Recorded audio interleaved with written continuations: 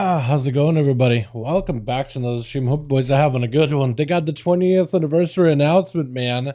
All the new stuff, so that's pretty exciting. Did you guys get to take a look at all of them? It's a lot of good stuff, man. I am excited, dude. They're cooking. Apparently, the anniversary is going to be basically a 11.05 update. Like that's going to be the entire patch. But it's like they added some cool stuff in. I mean, you got time walking classic dungeons. You got time walking raids. Hey, yo, what's up, bro? What's up, fishbowl?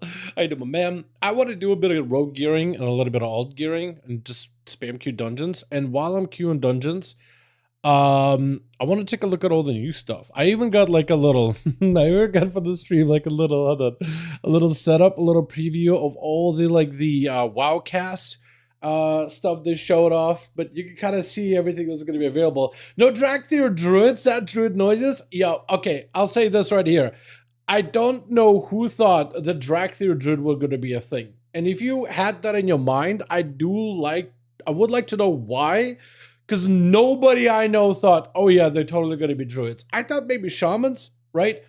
Because I mean, evokers literally evoke like the volcanic energies as part of like the black dragonflight or whatever. So I thought, oh, making them shaman, maybe that'll be possible. Like iffy, mage for sure, but shaman, maybe. I just thought maybe because of the whole black dragonflight volcanic damage, but no. So it's like, okay. I am surprised they can be warlocks though. To be fair, I am surprised they can be warlocks. Like, I didn't think about that. A Loon Druid is so extremely fun. Love being able to pull 5-7 packs. I gotta play some Loon Druid myself too, man. I've been playing Feral. I haven't been playing my Druid that much, but like, I have been playing a little bit of Feral with the bite stuff. I gotta play some Boomkin. Like, give it another shot. Because on beta, it was kind of, I don't know, it had its ups and downs, let's say. But, yeah, maybe I'll also make sure the music can play in the background. But yeah, in the back, you can see basically the entire thing. Didn't expect you, but hope for it. I want to be a scaly takey boy. I don't know. Like, I had zero expectations for Druid Evoker. I guess maybe you could have been like, well, actually, no, green dragonflight, the Emerald Dream, but it's like, yeah, but then they would have to make an animal form for the cat, the bear, all those things. And that's a lot of work. So I feel like because of that, Druid is out of the question easily, unless they decided to be like, you know what, we are gonna let them be druids, but we're not gonna add new animal forms. And at that point, like, you might as well not even do it. You know what I mean? At that point, you might as well not even do it. Play my evoker, been a blast, dipping my toes into rogue and mage. Hell yeah, my man. Hell yeah, that's where it's at. So yeah, out of all the 20th anniversary stuff, boys, what excites you the most, man, because I gotta be honest, tier 2 remakes is my favorite part. Easily my favorite part. The tier 2 stuff, man. I'm posed. I do 1.5. Wait, I can't even read. Impose. I'm pose. Is that supposed to be in pose or I am pose? Hi, pose. My name is Dal. Like, what the hell is that supposed to be? This is where I get like, dude. Sometimes I'm like, dude, I have a trouble reading, but it's like, dude, sometimes the shit I'm reading too is like wacky. In pose. I do 1.2, 1.5 mil DPS. I mean, it's a start, right? That's not quite monk with 3 mil, but that's a start. And more healing than healers is like when you pop cooldowns with the, not an S, Vigil, I guess. Especially when maxed out Stain Trinket or Brewmaster. Dude, I gotta get the Brewmaster Trinket. Or not Brewmaster, but the B Trinket. So I'm gonna be queuing for that in the background, if you boys don't mind. And I'm playing some sub, just to get some practice in. Yeah, I have fat thumbs. All good. All good. And that is true though. Like sometimes, like I am reading some shit in chat, and I'm like, dude, I feel like I can't read. But sometimes, like, it's a lot of the Europeans in particular. Like somebody will write just something absolutely wacky off the wall, and I have to like literally go translate and decipher it. And I'm like, oh my god, dude. Wait, I don't want to do random. I need to do a specific dungeon, which is specifically Cinderbroom Eatery. Do any of you want to queue Cinderbroom? Anyone for Cinderbrew queues? I want to see if anybody can want to queue Cinderbrew in particular. Demon Hunter tier set. It looks good. Like, out of all these, Demon Hunter looks really, really good. Like, what they done for Evoker, I'm a fan of Evoker. It's kind of whatever. Like, maybe somebody likes it, but like, I see what they were trying to go for. Death Knight, big fan. The Lich King look, I love that. the Demon Hunter does not, you can't see the full thing from the side, but it looks good. The Monk apparently is going to have variations. We saw that there's a green variation, a yellow variation. I'm assuming it's going to be one for every Celestial, so like Yulon green, Nuzawa yellow, Zuen blue, I'm assuming. Yo, did Baru get the B pet? I don't really need to do the B pet, but I want to get the B trinket. Yeah, if you want to join me now, you're more than welcome to, man. You're more than welcome to. I'm not trying to get the mount or the pet or anything like that. I just wanted the trinket there from there specifically, because there's a really good trinket from there as well. That's what I really am looking forward to. How you been, man? What's up, Hockey? Hey, my guy. Hope you're doing good. You're gonna be joining us for duels this week. That's Boss drops a Cowboy B. Does he actually from that dungeon? Let me look. Does he actually drop like a B thing? I never looked at it. No, nothing on Mythic at the very least. Yeah, from that dungeon, I'm not seeing any Cowboy B, pet mount, whatever, on Mythic or any of the difficulties. I just need the trinket from Bank Busby, the Ravenous Honey Buzzer. That's all I need. Cowboy B is the best pet. What do you mean Cowboy B? What are we talking about, man? Pet journal, is it B? Cowboy B. There's a bop. That's supposed to be like a Cowboy Bebop reference. B. I typed in B. There's a honey bee. Sea breeze bee. A pygmy cow. I don't know why this counts as a bee. And I see a cinder honey bee stinker. I don't see a cowboy bee. Haven't touched Warburton yet. Oh yeah. The data journals don't show recipes for pet for some reason. Okay, cool. So I guess I'm just gonna assume there's like some kind of a bee you can get. Cool. Neat. Cowboy Bebop? What? Dude, okay. Cowboy Bebop, is that the reference? That's awesome. I do like that. I do like that a lot. But yeah. I'm just gonna be kind of queuing for dungeons in the background while I have that whole anniversary thing up. Which would be easier to play PvP Frostmage or MM? Probably Frostmage. They seem kinda nutty right now. Can't spell nutty. Still hunting the B pet from the area, getting Dupestein's lol. Done 40 Priory, trying to get Radiant Power enchant drop.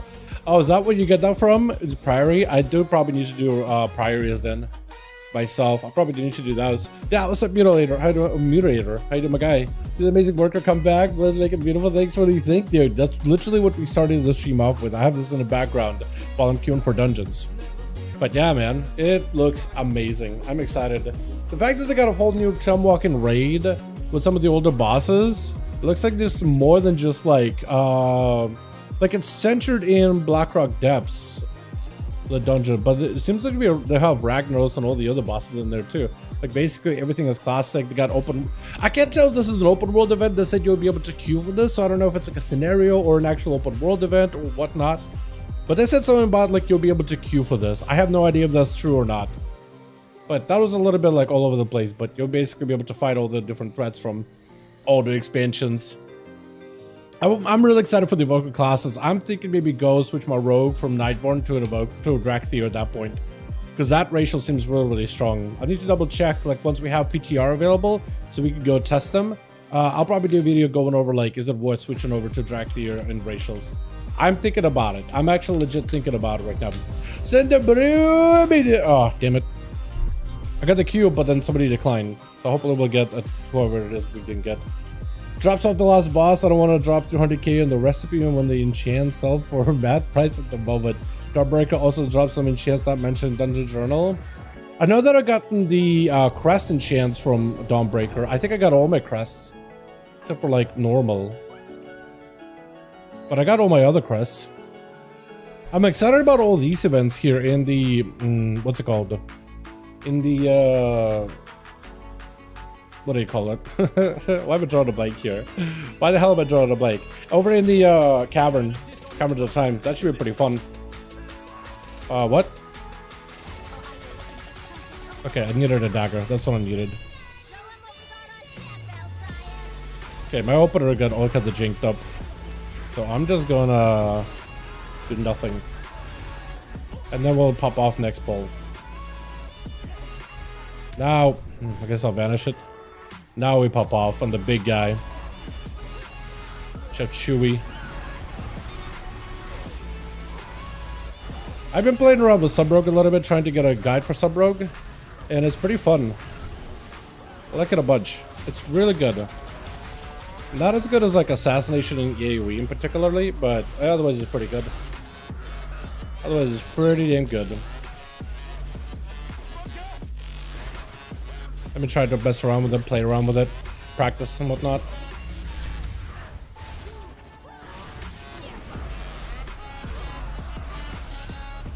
As long as I'm hitting like the right mobs that are marked, that's all I need to do. And you do a lot of damage with it. Down crush my walk dreams earlier. I did not crush it. I just told you the information you weren't aware of. That's all. Don't you put that on me. Don't you put that bad juju on me, Ricky Bobby. I love that mount, by the way. Oh, wait. So, wait, hold on. He's a horde, right? So you can't go and get the, wait, no, that's live wrong. Never mind. Yeah, never mind. I thought, I got confused between the alive one and the dead one. Because if one faction can get one faction can get the other. I really want to get the dead Grong. Makes so much noise, by the way. So much sound.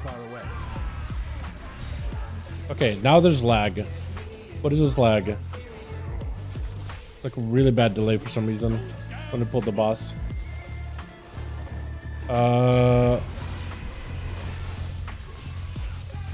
Get the opener. I must get closer. Okay, I did no damage. That's cool. Combat Rogue the best. I like Outlaw a lot. More than Combat, honestly. I never got those guys. Unless you mean like Combat equals Outlaw. I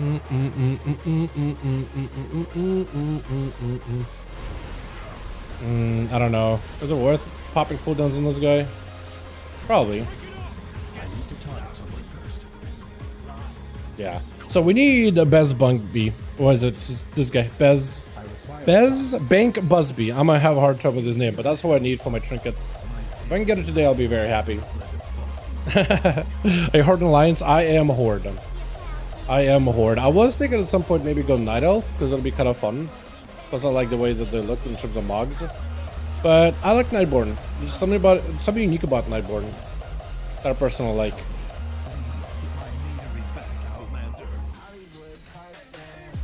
Oh yeah, I need to be also doing this instead. AoE while the buff is up. Eviscerating, because that is actually better. Which is weird. That is better. Normally you just black powder everything. But if you're trying to min-max it...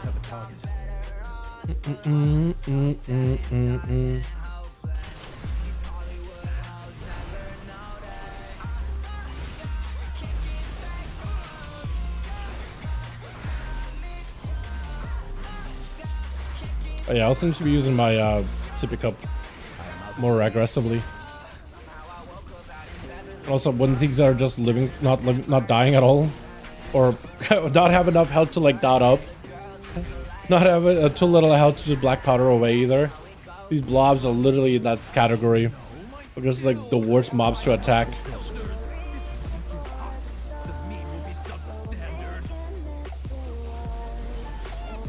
Too far away.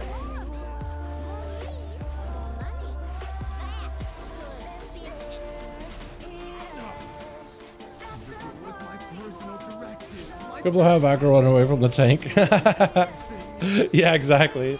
Exactly. People with aggro just run away from the tank. Seems like a good move, right? Classic WoW player move.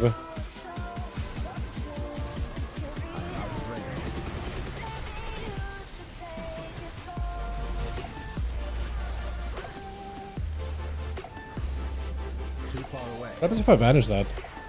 I don't think it makes a difference. Think it does anything. Look at the damage this thing could do, by the way. Like, look at these numbers, man. Uh-oh, I messed up. You're not supposed to eviscerate or coup de grace outside of dance. So that sucks. But look at that nimble flurry, dude. I'm just blade flaring as subtlety. It is so funny.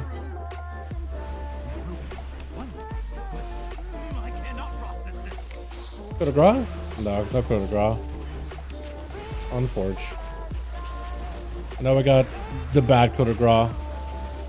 So I had to black powder as a single target ability, which is kind of like yucky. Kill it. Nice.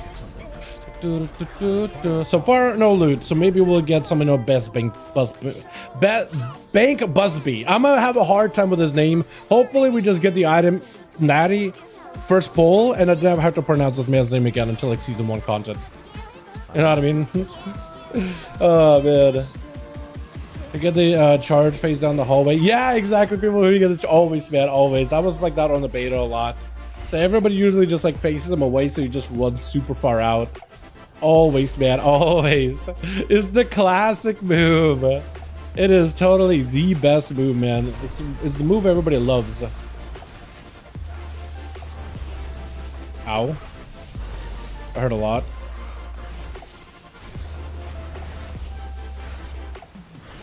Look at that burst, Amy, man. Look at that. Look at it. Looking at it. It is nice. It is very... I'm literally just single targeting, and I'm just cleaving for free. This class is... this spec in particular is very, very funny. I don't think it's going to be that good in terms of overall damage, but it's going to be very, very fun regardless. Okay, that's toxic.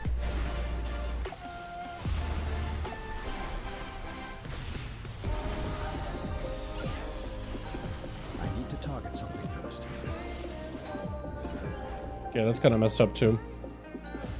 Put it like this, maybe.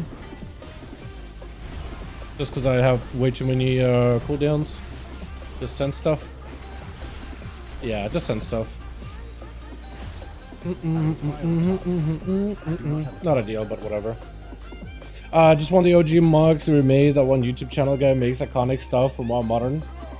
I mean, like, want them to like hire that guy or something? That'd be cool if they did something like that. Yeah. I mean, these look really, really good though, like, to be fair. Plus, a lot of the people that make like those videos of like, hey, I remade X or Y, what is it, the set? It usually is not run in WoW engine, so I don't really know if they'll be able to like, WoW's engine is not quite like Unity, right? Because everybody usually just like uses Unity 5 and just like let it like make things look pretty after transposing the items or whatever. I don't think WoW's engine would be able to like realistically use that. As cool as it would be, I don't think they will be able to use it in literally the same way. If that makes any sense. So like, I don't know. I never had the expectation of like, wow, that would be cool. It's like maybe like a modification of that, but you know what I mean?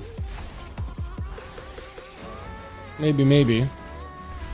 This is awesome. It's like those videos where they show like what Augrima would look like in UE5, and it's like, wow. And it's like, that's cool, but it's like, it looks cool, but my head always goes into like, but what about functionality? How would it like work?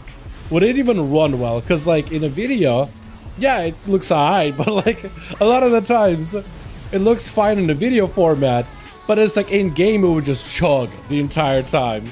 That's where my brain goes. It's like, but would that be functional? Would that be like, would that work realistically? But maybe I'm just the party pooper. Give me the trinket, dude. Give me the trinket. I actually got it. I don't have to come back here ever again. We actually loaded. I got my bis. What? We don't have to do this place ever again. I guess we were leveling ults after this. Huh? All right. Wow.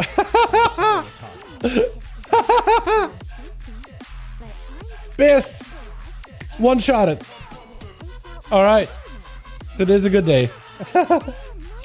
But yeah, like if you mean like would like to find a way to like incorporate that, I do hope that Blizzard is hiring people that are like, you know, the work and stuff like that. Because if they could be, let a person like give them like a month to try to see if they can transpose the item into the WoW's engine, right? I think they might be able to, right? They're creative enough, and hopefully they'll like hire those people or like add them towards like the artist list or something, right? I think that'd be really, really cool. Wait, is this the... Okay, that's a wrong build. It's not doing the cooldown reduction thing, which I was hoping it would, but it's okay. I probably do want to do a cooldown reduction. Look at the damage it's doing, though. I'm single targeting the entire time. Okay. Please let me switch. Please let me switch. Nice.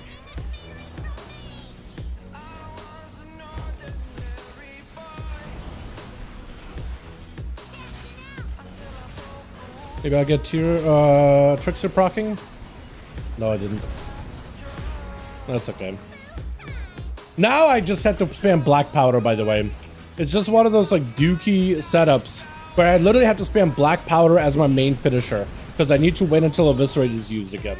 And I can only use Eviscerate, or ideally I should be using Eviscerate with Symbols of Death. It is just the awkwardness of this entire setup, man. It is awkward. I'm not gonna lie. It is definitely awkward. Trickster has awkwardness behind it. And you'll never convince me otherwise. Literally black powder, because you want to delay. Jeez. Actually, I don't even just say... He got the B! Oh, he got the B! He got the B! Yo, Gilded, you literally said there was a B on this fight. He got the B! You are correct. There's literally a B. And he got it. Cool. Is it rare? Is it like really expensive or something? To get the B, he got the bop. Is that the Cabo B? The B. Bop. That's funny. That is so funny, dude. Okay, cool. I want the B. Is it expensive? Is it rare? Is that why people like it? Badass B. You like? Is it just like a plain B just signaling bop? Is that all? Is it just a reference? Or does it do something cool? Firehead's at 4%. So it is rare. It looks like a normal ass B like Bumbles. Except like the coloration is a little different. Look, it looks just like a honeybee. It's the same. Look, honeybee. Right? Hold on. Can I right click it to like preview it somewhere? I can't. Crap. Oh, it says bigger eyes. Hold on. Look, this guy got smaller eyes. This guy has big old eyes. So it's a little different, but like if you were a layman, you would look at it and be like, it's the same pet. The executives need to find a difference between these two pictures. It's the same picture, but like slight differences. Not showing the hat and the whip. So it has a hat and the whip in the model. Okay. So he's got lucky. I didn't do that. Okay, well maybe one day, dude. I just got my trinket, so like I don't need to come back there for a while, but who knows, right? I do want to recraft this and this into a way higher item level though. Let's see if I can up it. How much could I be? 580? I mean, that's better than what I had before. Let me set up my outlaw. I also want to see if I can recraft my what is it? Belt and boots. So that'll be my on-use trinket. Put it over here. Or over here. Over here. Cool. Wait, no. This. Right? Pretty sure. 588. I could probably get it a little higher. If I got this upgraded. And if I got this upgraded, then I think I'll be able to. Hi Dal, how you doing? What's up, Sai? I've been able to learn Rogue and picked Outlaw stuck, but stuck. Wait, hold on. I've been trying to learn Rogue and picked Outlaw. I would start out with Assassination if you're brand new to a Rogue. Like if you've never played Rogue before, like literally ever, and you're like, all right, I want to play a Rogue. What do I start with? Assassination is a fantastic option for players new to the spec. So what's the trinket even do? A bee flies out and you literally charge forward. With a bit of a delay. 1.2 milli fire damage on a 1.3 minute CD. Okay. That's really good. Wow. Okay. I'm gonna need find a leather worker. Or I'm gonna need to figure out how I could do my what is it? leatherworking on my hunter, because I want to recraft these items. This item specifically.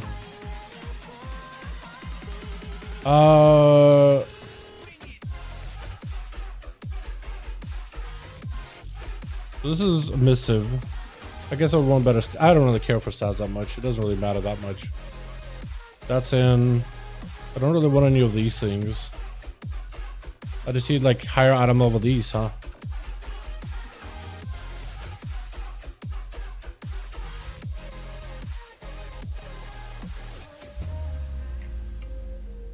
I wonder if I can.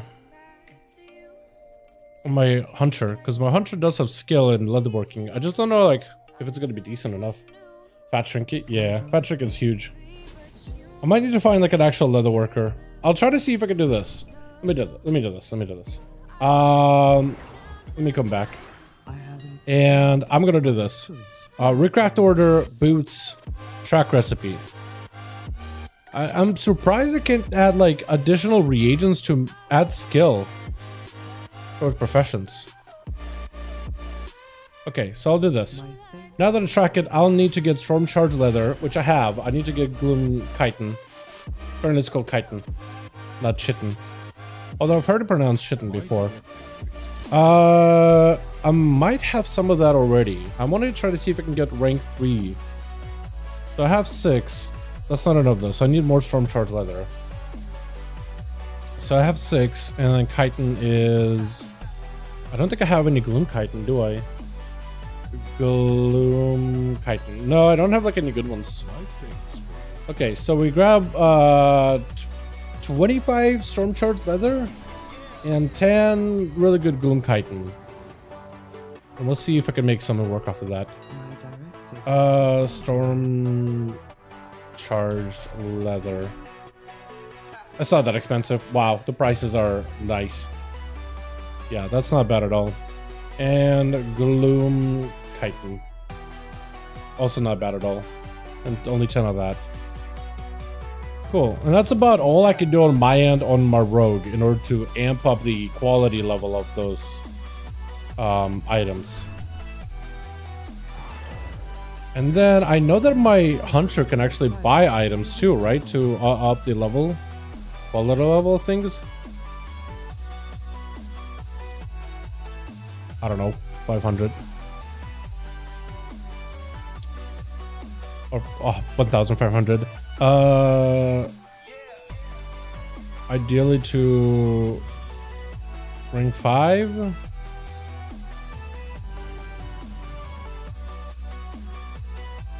I guess you could actually set this, right? And if a character cannot, huh? I'll try that. I'll try seeing if I can even do it. The crafting stuff is a lot different than what I remember.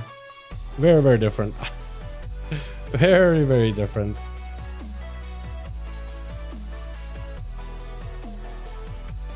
And that. Okay. So then I'll need to get a little bit of... See if I can make it on my character. Hey Dal, would you say playing Nightborn PvP makes you small disadvantage compared to others who play human orc? The ratios, I mean, it all depends on the situation. I don't think ratios matter too much, right? Not necessarily. They do to some degree, like being able to dodge and abilities that IF can come in clutch, but like for the most part, they've really walked away from having ratios be as impactful as like human racial and Warlord's General, where you literally could run 2 damage PvP trinkets while everybody else had to run a normal CC breaker trinket and 1 DPS trinket. You literally did more DPS in WAD than everybody else. It was just not even like not even a question. Literally more damage. An Anya's damage trinket or a prog damage trinket. You were that much better. There's no great situation right now where classes have that much of a lead. So at the end of the day, it comes down to like the little lead, the little gains that you can make here and there, right? And at the end of the day, like you just gotta answer the question yourself. Like, do you think it's enough for you to? Is it big enough difference maker for you specifically? If the answer is yes, then go ahead and like, you know, make the move. If you feel like for you it's gonna make that big of a difference, but I think it really comes down to individual. I guess like if I was playing and like, you know, if I was playing an AWC, trying to literally go for rank 1, where like every little advantage, even like a 0.01% advantage helps, I think that'll be worth. So I guess like if you look at it from that perspective, like, well, why wouldn't I go for every advantage? And you go ahead, right? Go ahead, might as well. Go ahead. You should take it. You should follow up and get as much advantage for yourself as possible. But like, I don't know. Unless you're going for that kind of content, in my eyes, like I might as well go for the looks. It makes very, very little difference. Like a lot of it is going to come in from like my personal skill. Is there opportunity for me to improve on that? Yes. Is there opportunity for me to improve on mechanical skill? Yes. Is there opportunity for me to improve on my timing? Yes. So there's plenty of stuff that I can do right now to improve that's going to give me a bigger advantage than switching over to an add-up racial. Right? So if there's plenty of room for you to grow, where like you're not like literally at the end, there's literally perfect. You're playing perfection, right? Mechanically excellent, better than a bot, better than a computer could. But like that racial would give you that slight edge over everybody else, then I think it's totally worth. But it's up to you, right? If you feel like you need it, go for it, right? Go for it, champ. You might as well get it right now. If you feel like there's plenty to improve and you feel like, you know what, there's a lot more that I could do to grow, then I think it just doesn't matter. Everybody, to each is their own at the end of the day, as long as you're happy playing with your playing, and as long as you are motivated, that's the biggest opportunity for like, play whatever you like, as long as you're motivated to improve. It doesn't matter. If like changing to the best of the best racials is motivated to improve, go for it, right? Shell out however much it's called. Costs like $20 or $10. I don't even remember. I guess it depends on the faction, right? Or is that a difference? I don't even know if there's a difference, but whatever gets you motivated. And I'm motivated playing my rogue while Nightborn just because I like looks. Doesn't stop you from getting like 2400 minimum. Maga racials are mid or best. I was just wondering because I like Maga Orgs and basic Org, but Maga racials are mid or best.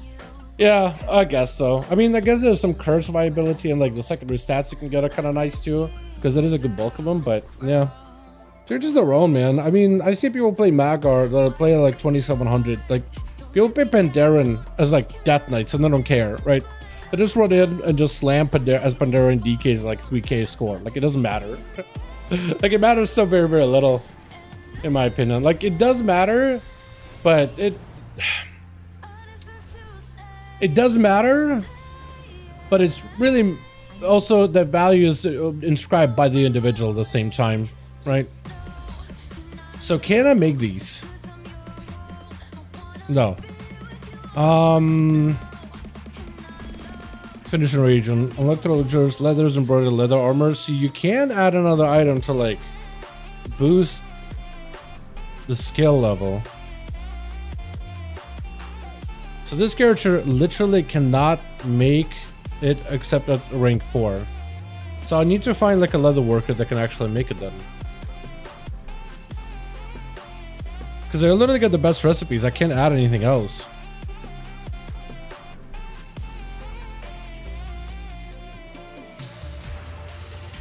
Yeah, this character just is capped. So I guess I would need a better score, better equipment. So I need a lot more work on this character before I can really like craft stuff.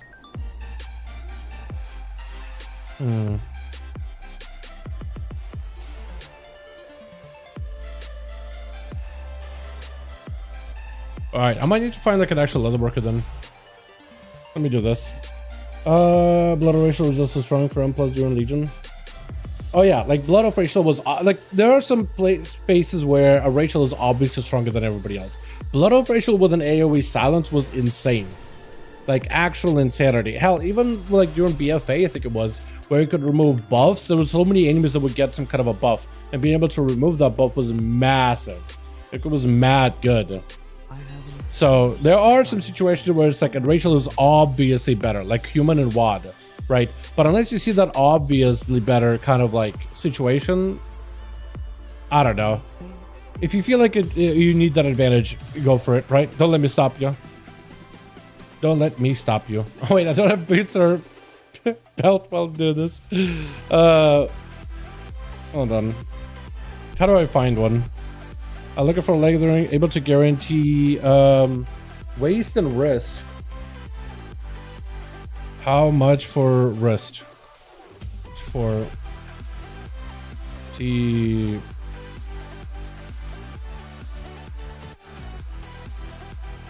Able to guarantee waist and wrist. I want to see if this guy says anything. Other guy, leatherworking, tailoring. Hold on. Pants? Leather pants, boots. How much for 590? Let me see what he says. 10k, 10,000 for 590 crappy little belt. 10,000. Hold on, that guy can do pants too. Guarantee rank 5, 10,000. Is that the normal price?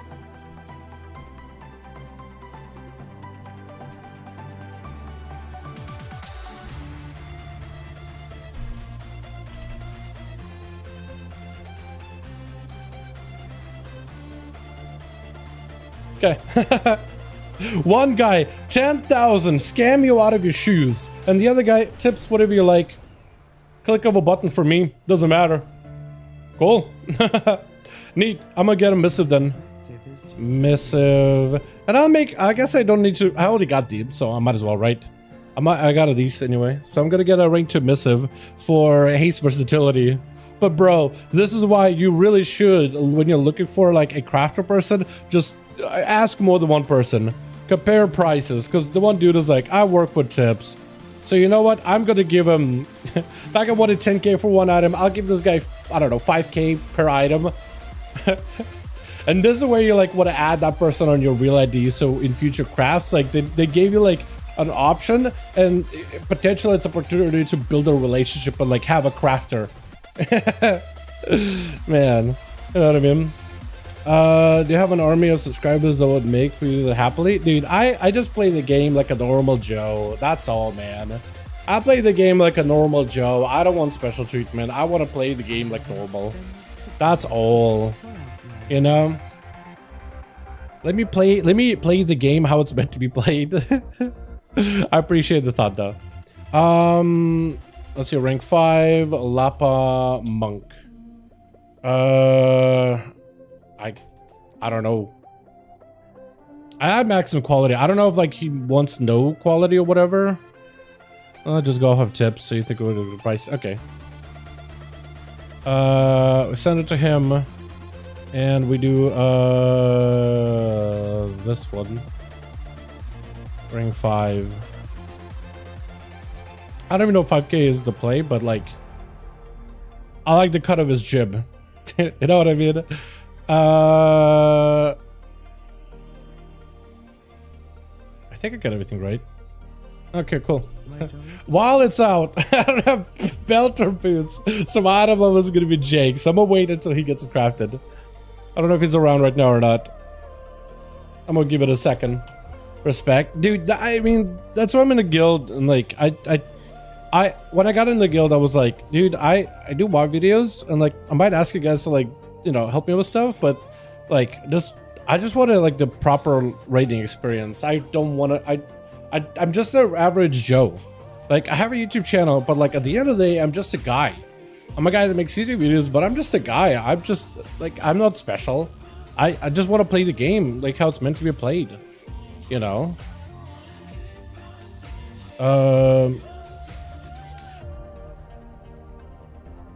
Crafting cost AA. Are you okay with that?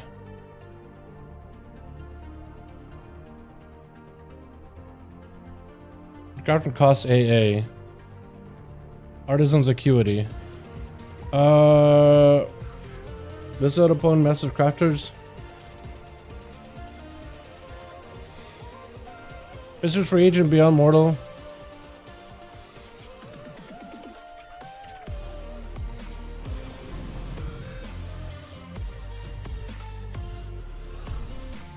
Is it like a thing? Artisan's acuity. Or is that my artisan's acuity? Oh, that stuff. Yeah, I'm okay with it.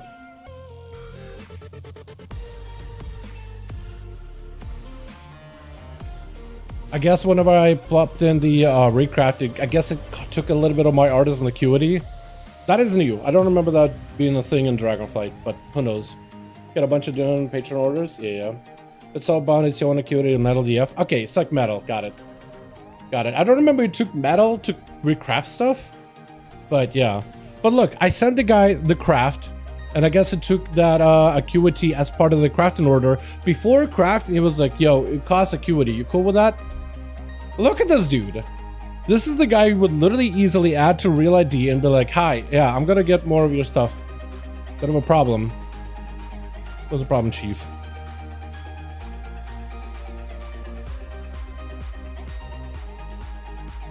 Did I not put in the acuity?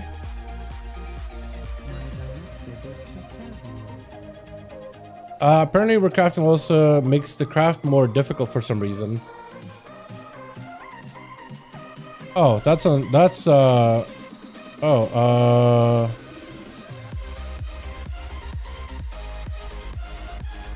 anything? Do I need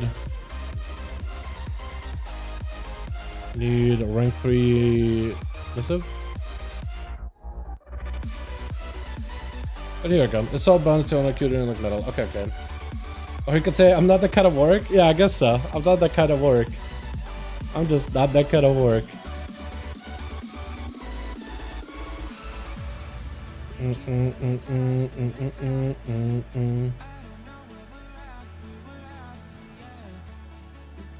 Before, so that'll fix it.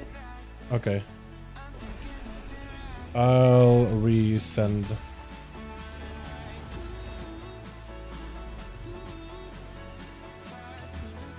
So new crafts take less, recrafting take more. Missive. Not that much more expensive, right? Okay, they're quite a bit expensive, but at this point, like, I'm committed. I'll get 2 of them. At this point, I'm committed, dude. Actually, Winter Center, I've seen it before. Yeah, that's a diff from DF. Then again, a lot of things are different from DF. Did he resend it? Is that all my stuff? Send the belt, but I'll get the other one, I guess.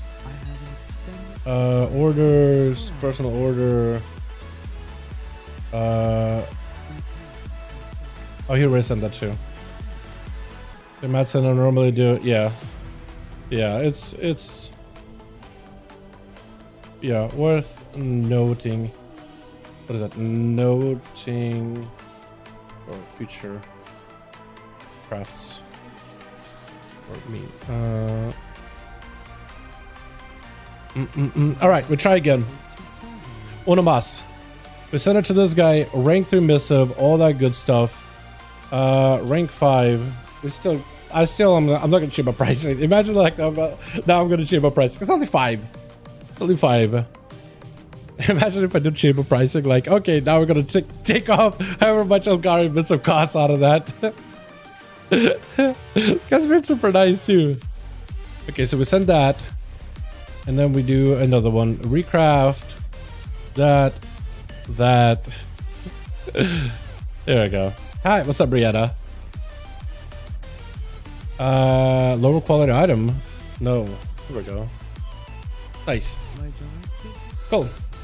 So we sent, hopefully we'll get the items, hopefully it's actually craftable and all that good stuff. What's up in the survival Dal? I love me some survival. Honestly, I should go play some survival hunter for some of my what is it? Dungeons. I should start doing dungeons and start gearing out all of my other worlds though. I might do that later tonight with some guildies because I know they're gonna be spam queuing, and I'll try to see if I can join in on them. Maybe I'll give it some items because I got some geared characters too. Recraft uses less reagents versus crafting, which is harder to get a rank 5 craft. Oh, really? That's new. Okay, was that like that in DF? Because I don't remember that being a thing in DF. TY very much.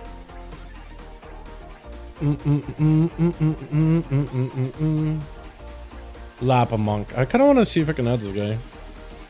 Add friend Lapa Monk.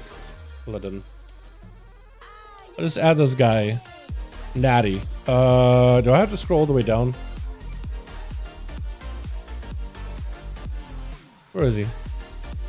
Not that hard to craft because I'm actually crafting my own piece. I get bonuses for specialization, which just in case you're interested. I just realized I'm not. It's not that it's harder to craft. It's because I'm not actually crafting my own piece.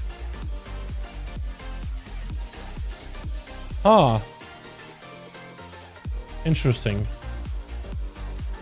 So I guess like if you're crafting for yourself, it's cheaper. Where's this guy?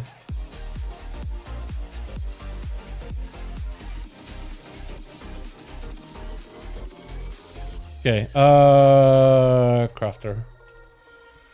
Here we go. I almost never have like an actual person in my thing or whatever. It's harder in War Within because in a concentration instead of ingenuity.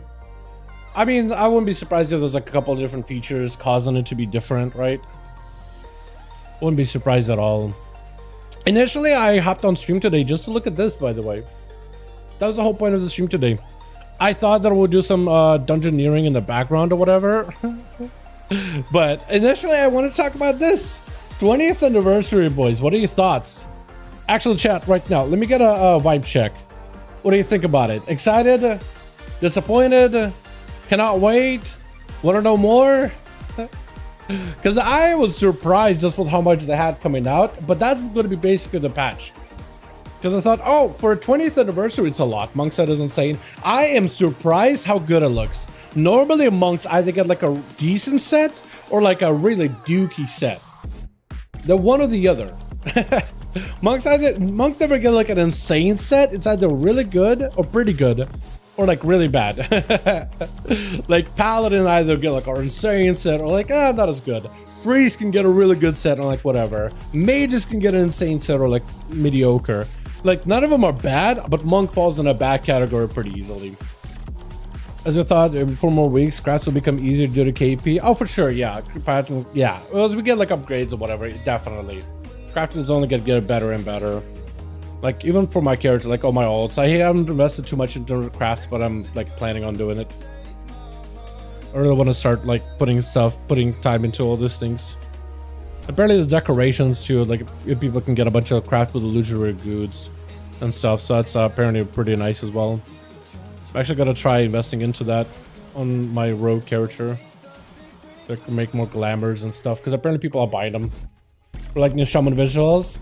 Yeah, Ascendant Shaman in particular looking really, really good.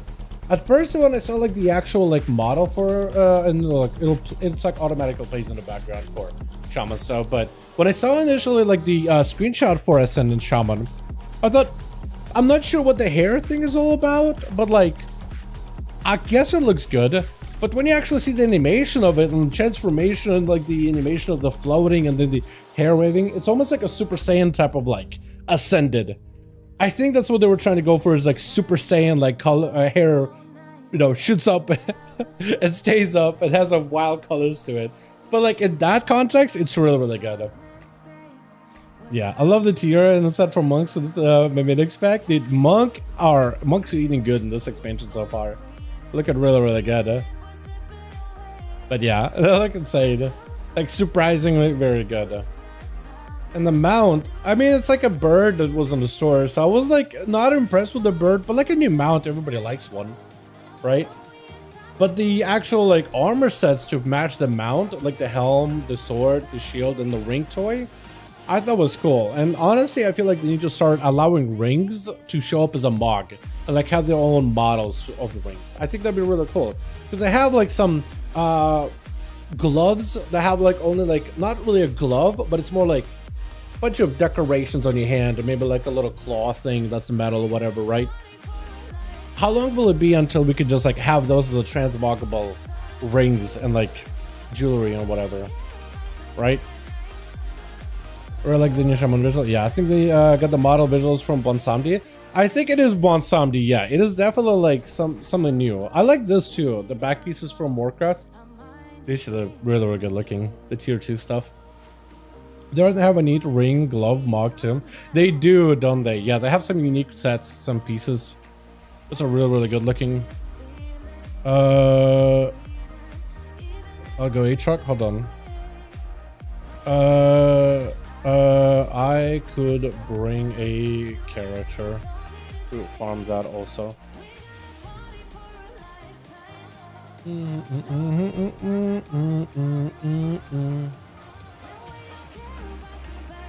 Rip. Also, Evoker with classes. I'm actually interested in potentially going Draxio Rogue instead of Nightborn Rogue.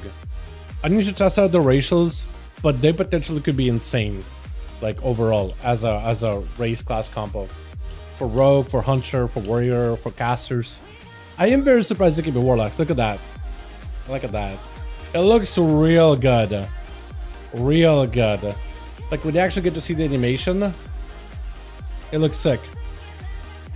I think they got model for, yeah, maybe Bonsamdi. I almost want to say it's like it's a priest animation for sure. Like it's a priest floaty caster animation, but like the model itself, yeah.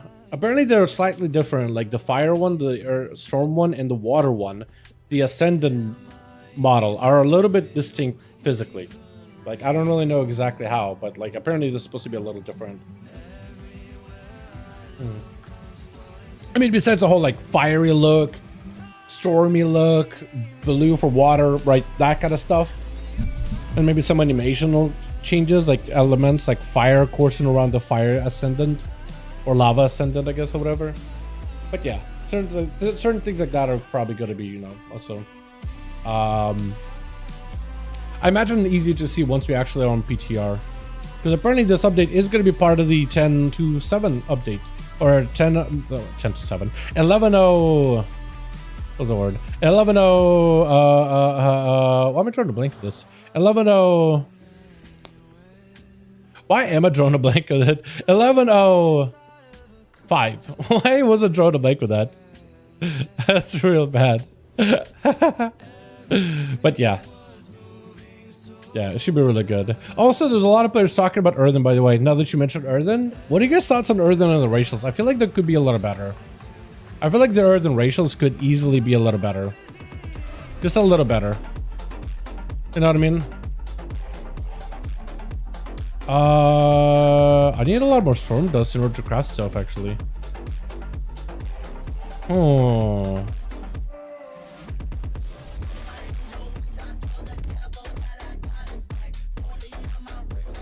I kind of want to try to see if I can craft some of the new glamours.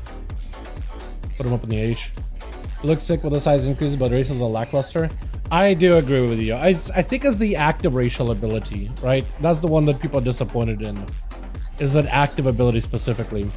Like, it's not bad. It's just like you're never going to use it mid-combat. And it's got to hit like a truck for you to want to like stop your rotation midway and then use it. But right now, like the way that works, you're not really going to send it unless there's like literally nothing to do. Or maybe in the opener before you get like started. Like if you park close enough to the enemy that you can like use it. But right now, yeah, I think the secondary stats are really solid. Apparently they can't drink water though, so they can't recover mana.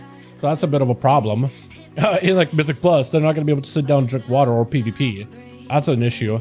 I think that we need to give them like add like a mana consumption, mana gem that they can consume in order to get like you know, sit down and drink or consume it in order to regain mana.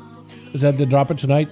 No, not tonight. No, that's going to be 11:05. So that's going to be going into PTR testing soon, and apparently they're going to be launching it after season 1, like after season 1 launches. So it's not going to be coming out like tomorrow or next week or in 2 weeks, but like in a month or two, somewhere between that, between 1 month and 2 months out from now, because it's a proper 0.5 version of the patch. And the time walking stuff in particular, I'm very excited for the dungeons and raiding. It'll be a while, yeah, because like they still got season 1 content. We're gonna be doing heroic week, and then next week after is the mythic week, right? And then we get to experience season 1 stuff, and it's a 0.5 thing that's not gonna happen for like a bit, but like a couple of weeks after season 1 launches, I imagine. The gems they could eat to restore mana are gonna cost a lot more gold. Yeah, we need to give them some kind of like a plain gem on like normal like innkeepers, right? A plain gem that Earthen can consume in order to restore mana and make it function like water, right? Or at least allow them to consume water, right? Where they can't, with food, they gotta eat gems, but water, like let them drink normal water to consume mana, right? Because they need something for mana regen. Or just give them like heightened mana regen out of combat, like super heightened, because that would be insane. Like everybody will play one. Not saying having to sit down for mana ever. I think we will play them. It would be kind of OP, but that would be a way to do it. You know? I'm saying gems do restore mana. So gems, so I'm saying like they should add them some kind of like a dud gem just for mana restoration that doesn't cost a lot of mana, a lot of gold, right? Like right now you go to a vendor in like an inn, right? Let me go to a vendor in and just see how much like stuff costs. I go to an inn. You guys can see it on my screen, but I can see it. Like Quicksilver Sipper is like a random water that restores 3.7 million mana. It costs 3 gold. 3 gold, 32 cents. So what if they added like a gem, right? That's equivalent to price of Quicksilver Sipper. Functions kind of like it, but like same price. So it's like something they can go and buy on a vendor without having to buy like a gem on the auction house, right? So they had to spend the same amount of money to be able to regen mana. That's what I meant. Like, right, add them like a special dud item just so they could do the same thing as the classes can. But then they'll also need to change them like with mage food, right? Mage food, like those mana buns. They can't really consume mana buns because that's food. Maybe that could like, that would be kind of annoying, like not having that synergy as a mage. Because they're than themselves could be mages. So for them being able to make their own food, like, I don't know, like maybe they should add like for, I don't know, like an ability for them to at least interact with mage food some way, somehow, right? Because it's all mana, right? I mean, mage food is like literally mana buns. Maybe added so that Earthen can process mage food just not as effectively as normal gems. So at least there's some interaction between a mage and an Earthen. You know, little things like that. And this is something the devs, I think, thought like, oh, it would be really cool as a racial idea. And we got to test them out over on the beta. But like, man, with all this, with vendors having like infinite amount of gems, infinite amount of everything on them, right? Most people I don't think really notice that the cost of prices and things are going to be super, super high. So like in Mythic Plus, we were on beta, we were running around, people would just pop a gem and like restore mana. There would be no issues at all, right? But like once you actually make those prices and add an auction house and put a cost on things, it's like, whoa, mana costs are really, really high in comparison. So it's one of those things where you got to test it on a beta, but no one really thought of the implications because we never got to play through a realistic environment of, oh shit, things start to cost a lot of money now. Because gems were bought for like 5 gold each because like for testing on the beta. But right now, like, let me see, it was the price of a normal gem right now. I'm interested at this point. Gems. Like non amber gems, which give you stamina. Most of them are like 6,000, 7,000 rank 3. So like you were popping those for like 5 gold. You know what I mean? So there's like a little, definitely a bit of a change in terms of how that functions.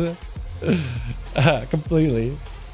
I'm most excited for world bosses. Those are going to be pretty cool. They added new world bosses. It said Shah, and I think they said, what from the actual thing they said, I need to double check because I heard Archimond, but I need to double check Wowhead. Did I mishear it? Because this is an opportunity for me to change the thing for tomorrow. 11 are revealed.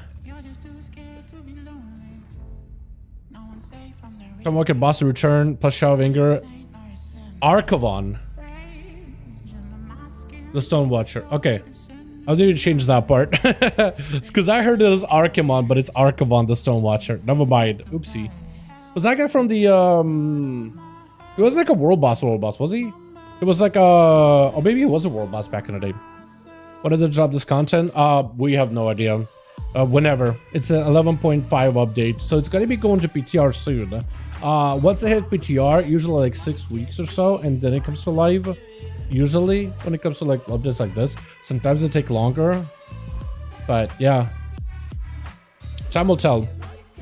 Time will tell. Depends how much of they have done, because maybe like they'll be releasing like in piecemeal on PTR for testing, and they'll be like, oh, it's taken a while, so it's like, okay, we're not gonna be seeing this for a good second, but we'll see. We'll have more info hopefully soon. Took me 2 hours today to get a tyrant skin I wanted. Which one were you trying to go for? Because I did a good portion of all those like skins for warlocks back in the day. But back in the day, I mean like during DF. I decided I'm just gonna go collect all the models. I got most of them except for like the one. There's one that's a random drop in a dungeon, and then there's one that's a random drop in a time rift. And I was like, I'm not gonna spend time rifts. I'm just not doing it. I wonder what the Bloodfang set. They actually have a preview. We can take a look at it right now. They have a preview of all the sets. So if you guys want to see a better detailed version of them, they have it. I'll pull it up right now. Here we go.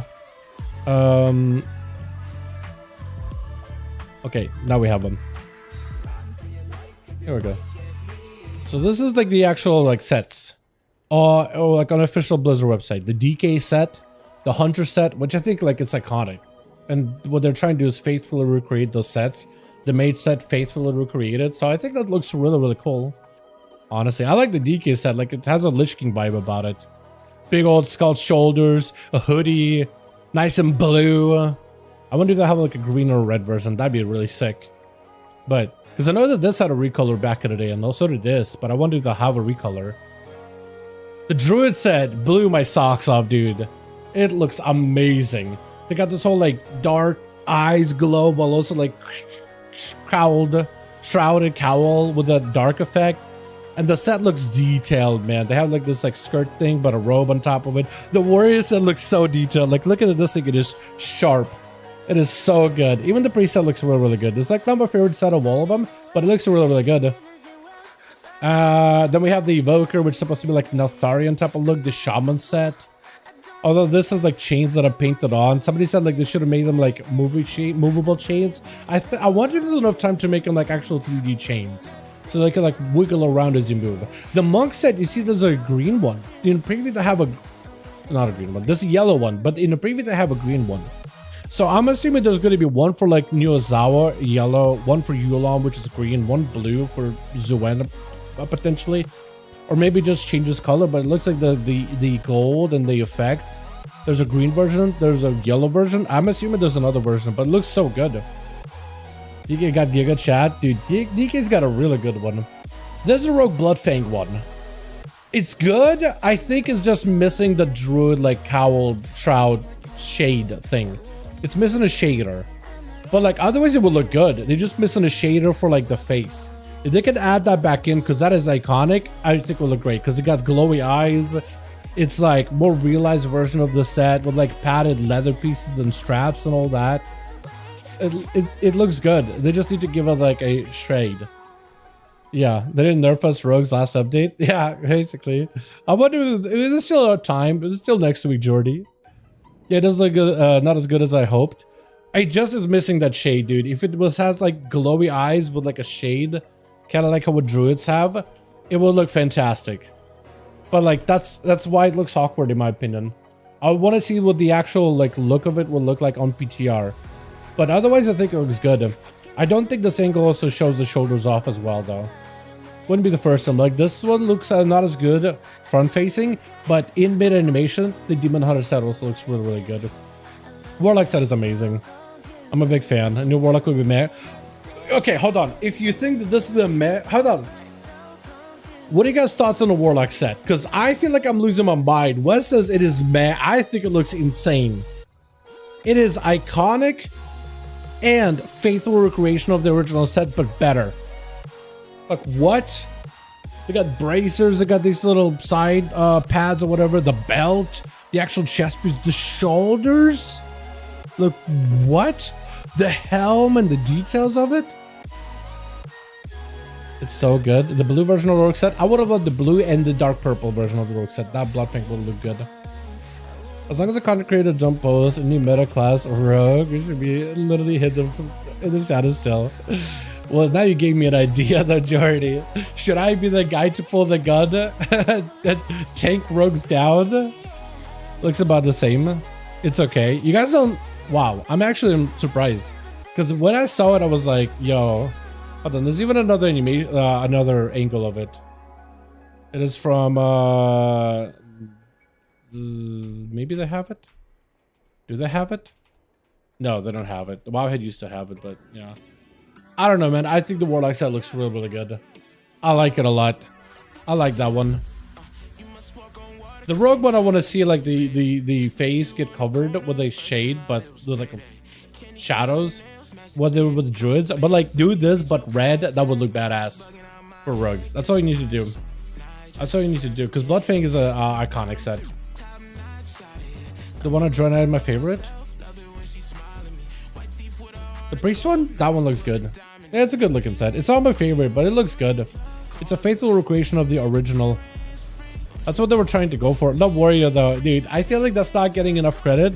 That looks clean. It's got like little like worn parts and little dings here and there, but it looks sick. Those shoulders, the helm. Oh, it looks so good.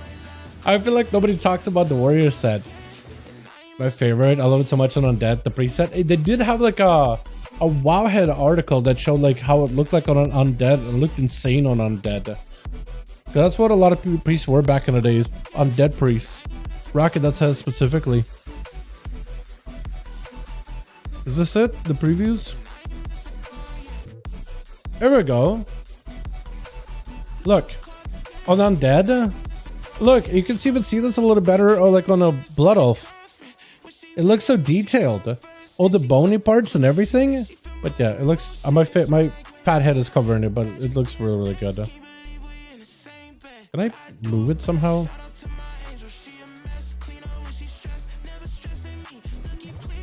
That's one way to do it. But it looks really, really good. Even the mage one, people were like, meh. Like, it's not my favorite set of mage, but it is faithfully recreating the original. Right? That's the whole point of this, is to faithfully recreate it. Like, look at that Pally set, man. How you call this meh? How would you call this meh? It looks so good. And then the Evoker set, but from a different angle. The shoulders and the belt, yeah, people... like, it's a cool looking set, a cool looking element, but then you just like lose it once you go dragon form. So I don't blame him. The DK set looks good. Like this, like when they showed an Undead Death Knight standing right there with like the weapon and the rune above their head, it was like, dude, Arthur's right here. Like, look, this is another one for Demon Hunter. From that angle, it looks cool, but when it's front facing, it's like kind of whatever. But from the side angle, it looks real good because you get to see more of the set and all the little details. And then the monk one, look, there's a green one. We saw the yellow one, there's a green one. I'm assuming there's gonna be one for blue for Zuen, right? Because it looks like green for for Yulon, yellow for New Zao, and then blue one for Yulon. And look, not even just like the eyes and the effects are golden, but like the metal is green, but the rest of it stays the same. Look, everything is actually, even the recolor. There's a complete recolor, like the sash. Like the only thing that's about the same is like the chest piece, this part right here, and like the fur, which is white. But like the actual metal bits and the sash are different. So I'm assuming there's going to be more than one color. Chi-Ji, yeah, maybe there will be one for Chi-Ji too, because there are 4 Celestials. I was just thinking there was going to be 3 for like 1 per spec, a healer, tank, and DPS. But like maybe there'll be 4. I don't know if there will be recolors. I feel like there could be recolors easily, but like the only thing that tells us maybe there will be a recolor is for monks. Unless it's like, if you're a brewmaster, it just changes color. Kind of like how the priest bird back in the day. They had like a special owl bird thing that changed its looks based on your specs. So like if you're a shadow, you got the shadow bird. If you're a disc, you got like a silver bird. If you're a holy, you got the holy yellow bird. And that was a unique part about the mount. Post a link to that, please. Like all the sets. Yeah. Here we go. It's all in Bobhead. Ain't nothing crazy. I'll have a video on this. I will need to go back and change the Archivon part. But yeah, that's about it. But it looks good, man. You know what I mean? All of it looks really good. And that's why we're running the 20th anniversary video in the background for a good bit. But yeah. It looks insane. And like, I'm excited for the raid too, because that's a BWL, but like a reimagined version with new mechanics. LFR, normal, heroic version of it. I'm assuming it's going to be unique items or the classic items that you can get from there, but like upgraded to a higher item level. I'm excited. Plus time walking dungeons for a classic. I'm excited for those two. Like leveling alt in particular. Not only are they gonna have a 20% XP buff, because like every single anniversary event, like if it's a 15th year anniversary, they also bring in an XP buff that matches the year of WoW. So like 15 years, 50% XP buff. 17 years, 17%. 19th year, 19%. So 20th is gonna be 20%, I'm assuming, unless they do something else. But like you got 20% there. You got the war bands up to 25 for every level 80 character. So like you're looking at 50% more XP. And then if there's another holiday that overlaps, or like Darkmoon Fair, that's 10% on top of that. Then War Mode for 10% or 50 only if you're a Horde. And you're zooming. And then you add the draw to 10 length portion 10% on top of that. You're close to 100, brother. Close to 100% more XP. Like you're gonna turn in like a random like quest, like kill 5 boar, collect 10 tusks, and you're gonna go from like level 10 to like 60 in a quest. I mean, not literally, but like you're gonna be zooming. I wonder if the XP buff will stack. Normally it does. Normally that XP buff for anniversary stacks with everything. Like some buffs don't stack together as well. Some are like not multiplicative, but like additive or whatever. This one stacks across. It's like all the buffs are coded differently, and that is like the king buff. It is like it always overlaps on top of everything, right? It's almost like its own layer. Is the king buff that goes on top of everything else. So yes, it always stacks, always. Because imagine if like 20th anniversary, unless they like choose not to do it, which would be weird. When is an anniversary? Usually November, because WoW was born in November. Or either Warcraft or World of Warcraft was born in November. One of those two. But yeah, Rag Legendary. I can see them bring back Lag Sulfurous as the weapon with like a special effect. But I doubt they're going to be like items that are going to be better than Nuremberg Palace items. They're probably going to be fantastic catch-up items. But I doubt they're going to be best in slot items. Because imagine like if those were... Unless those are going to be best in slot. Because I guess it's going to be part of an entire patch. And I guess by then, like 10.11.07 will be out, and I imagine that raid should still hopefully be in. I don't know. We'll see what this item, how good those items are going to be. But I imagine Nuremberg Palace items are going to be better than those, but never know, right? There was a world boss back during like season 3 of Dragonflight, where the necklace from the boss gave you extra fire damage when you auto attack, and that was better than Emergency necklaces. Even if it was like super veteran low item level, it was better than mythic level decks in raw damage single target. War mode does not have the 10%, so 110%. Yeah, it's 50% actually if you're Horde, because apparently Horde does not as much representation out in war mode.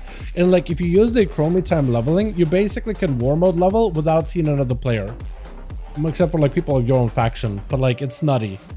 It is going to be quick leveling. It's going to be awesome. I'm really excited for those back pieces too, like from Warcraft 3. I like that nod to original Warcraft 3 also. I'm excited. They said it's going to take a while to earn like all those things, so there's going to be part of like an entire patch update, not like a couple of weeks event. I'm excited. Hopefully it'll be really good. I'm excited overall though. And yeah, like I mentioned earlier, Evokers or Draxia are going to be able to play other classes too, not just Evokers. They'll be able to play Rogues and other things too. So that's going to be really fun too. Open Rogue is the shadow look like a druid. Like in the Garden, man. That would be an iconic thing that exists on the original pieces. So to remove that just for like the anniversary would be brutal. I think they just forgot to add that in when they took that picture, but they probably meant to have that in, because it's like what I mean, the rogue's shadowy effect of the hoodie was like it's pitch black. It's not even just a shadow, it's pitch black. It's more prominent than that of a druid helm. So to remove that iconic aspect would be criminal. You would have to keep it. See Draxia rogues flying around with Shroud. I do think I do gotta test it. Like whenever Evokers become playable on PTR, I do want to test to see if you can glide and soar and all those things.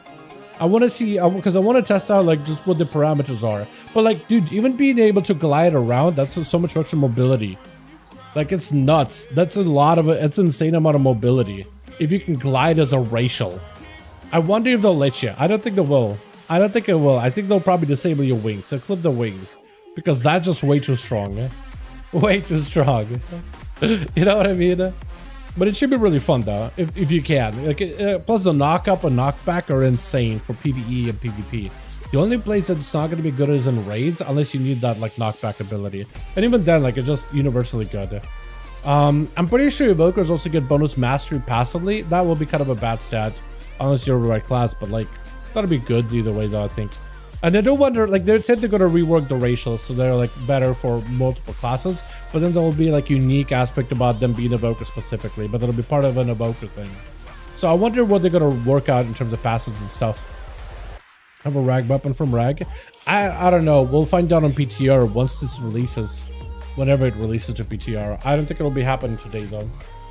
Dude, I'm hungry, and I've had this packet of Pop-Tarts on here. I'm ready to devour that. I usually don't eat on stream because there's nothing better than listening to a streamer ASMR the way through some food. I'm hungry though.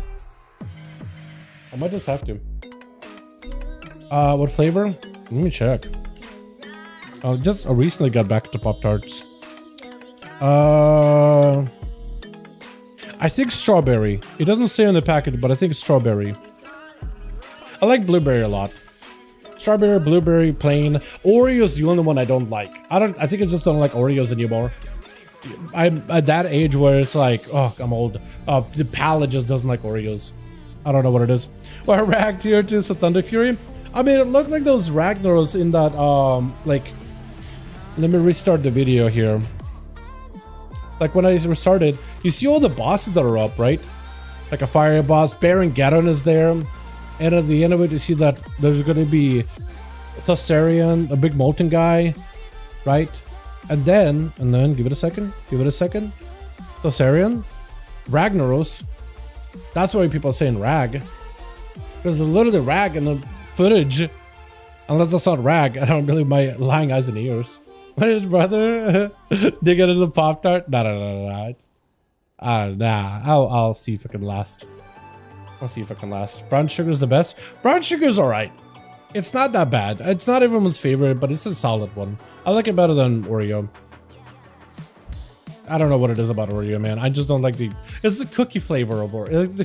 Like the actual flavor of the cookie of Oreo. Like, I used to like Oreos too, but it's like, I don't know, just doesn't quite hit the same.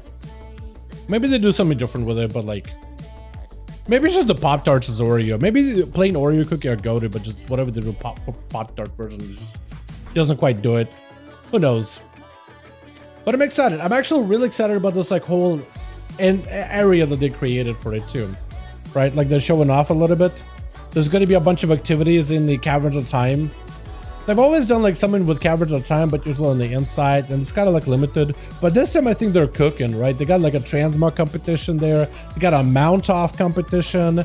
They got like Lore Walker Cho goes over through WoW lore and stuff, right? Like if they actually add like a voice line that you can listen to Lore Walker Cho going over major parts of WoW lore, and you can actually sit down and like, because I feel like sometimes they don't really go super well into like WoW lore in game.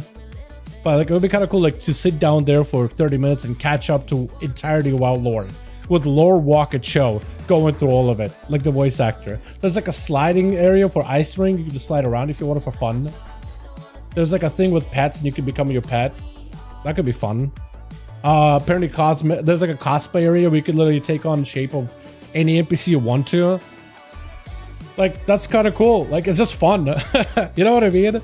Like, people always... And then apparently there's also, like, a secret finding thing. You gotta do, like, a big old, like, puzzle secret finding thing and discover. They really were cooking, man. They were cooking. Like, all the things, like... Oh, what if you did a whole bunch of, like, fun stuff in this area, Blizz, just for funsies? And they're like, alright, let's do it. Pop-Tarts in general aren't great. I like Pop-Tarts. Like, I haven't had them in a while. Dude, I feel like I'm always gonna, like... I'm always gonna have like a soft spot for Pop-Tarts, like even if I don't like sugary stuff as I get older, because that's kind of happening. But like, not as much. Actually, I never really like sugary stuff that much. Like chocolates, I just go to whatever. Because I feel like I was surrounded with chocolates, Russian chocolate in particular, just a ton, and like candy and a bunch, so much sugar in my childhood. just to get tired of it pretty quick. But Illidan, I'm assuming so. Yeah, if you could be Illidan, probably Lich King too. Yeah. But what was I gonna say? They were cooking with a bunch of all these cool things. It was like, what if you just added like a bunch of fun things that just for fun, just for whatever? And they did. You know what I mean? It says Thunder Fury. Maybe there's Thunder Fury, dude. That'd be hilarious. That would be cool. That would be really, really cool. But yeah, it looks great, man. It actually looks pretty fun. On the back pieces, I like that Undead in particular, by the way. That Scourge one, the Undead faction one, it looks so good. That used to be a faction just as Undeads back in Warcraft 3. So I'm loving that nod that they did there. It's pretty neat. I'm sure they're gonna have something for Hearthstone. I would love some kind of like a crossover event with other games, right? Like Hearthstone crossover with WoW. Because technically, like, Hearthstone is about as old. Like, I guess there's a Warcraft 3 crossover, right, with the back pieces. But like, I don't know. Would have been really cool to do like a inter-game crossover thing on top of it. But they're doing a lot already.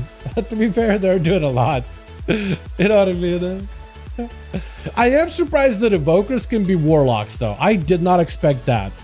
That one seems a little off to me, right? Imagine being like, oh, you're like a champion of Neltharion or whatever, right? Was this 20th anniversary promo thing? I basically took all the like non-interview from the Wildcast video and I threw them together into a one video.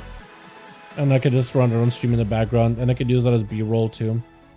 It's really nice. It took me a little bit of time, but it's really cool. But as the 20th anniversary stuff, I'm excited for the dungeons in particular. Very, very excited for the dungeons and the time walking stuff. That's going to be really, really good. That's going to be awesome in particular.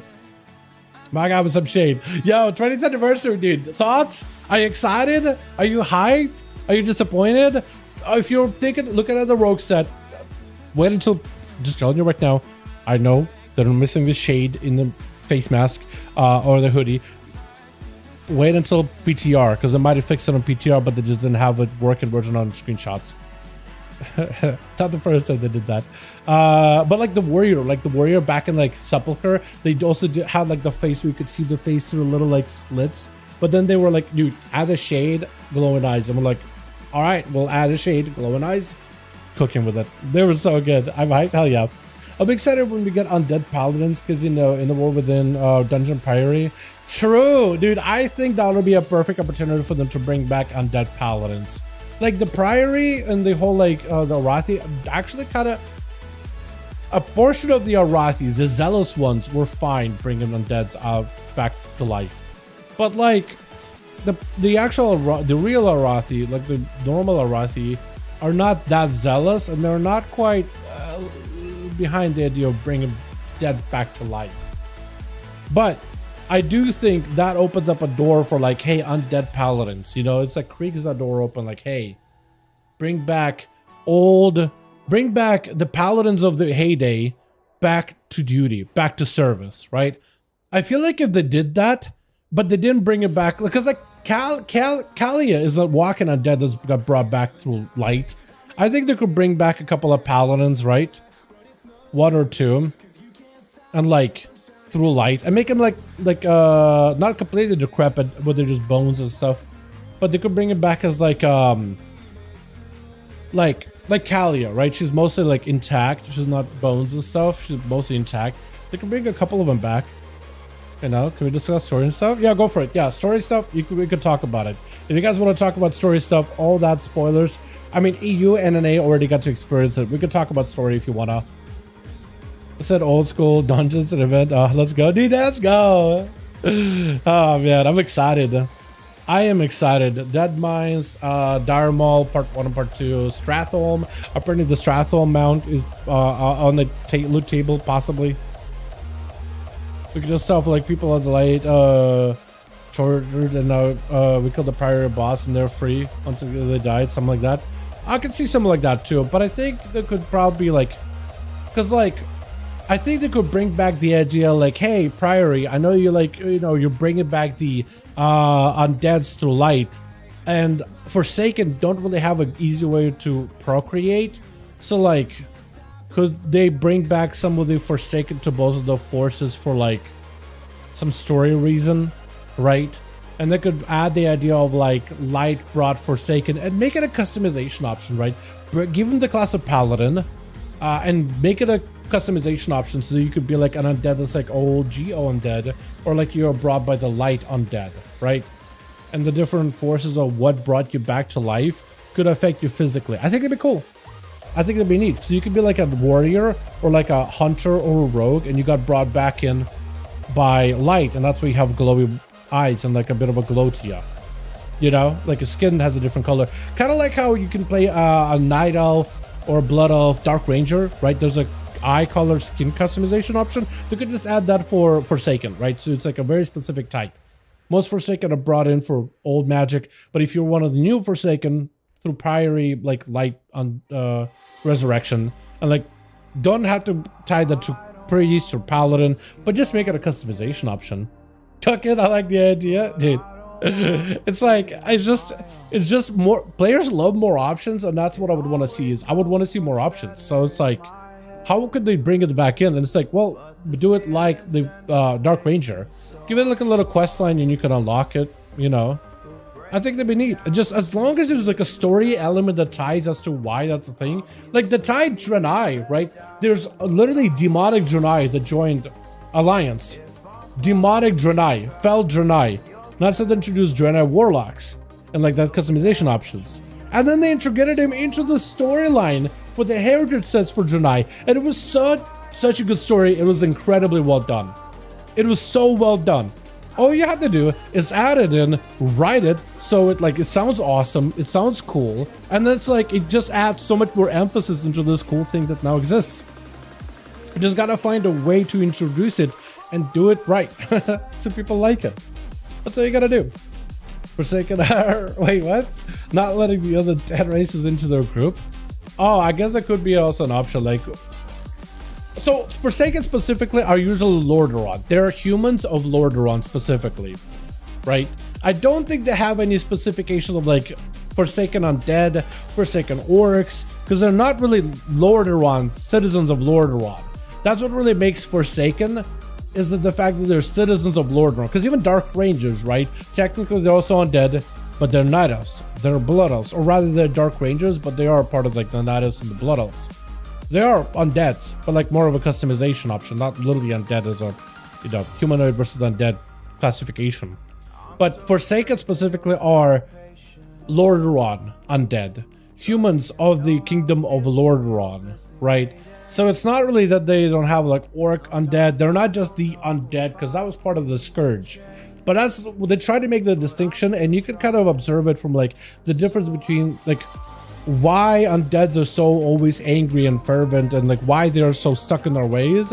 But they are citizens of Lordaeron, and they got absolutely, like, I mean, with Arthas and all that, absolutely just got railed, right? And the history they had of just being seen as monstrous beings, when they're literally just like, I was a human being one day, I just absolutely got put through a shredder of undead armies, and then I woke up and now I'm this monstrosity without feelings or whatever, and everybody thinks I'm just a villain. Oh, of course I'm gonna be a villain, you know what I mean? Okay, let me grab a DPS, or we need a healer, or any role. Hold on, I actually got a guy that's like, yo, doing dungeons. We got to know these guys. What do I want? Take a DPS? Okay, I bring DPS. I don't even know what character I need to get a gear on. Hunter has a bit of gear. Death Knight has a bit of gear. I guess I should do my shaman or something, right? No, I should gear my mage. I should gear my mage, dude. I should gear my mage. I'm gonna do a couple of dungeons to get some gear on this thing. Voss probably one of the WoW's favorite characters throughout the game. Yeah, like Lillian Voss is a really cool character that like people emphasize or empathize to. Wait, no, this character can't do heroics, can he? No, this character cannot. Okay, we do a different one. Can my Warlock do heroics?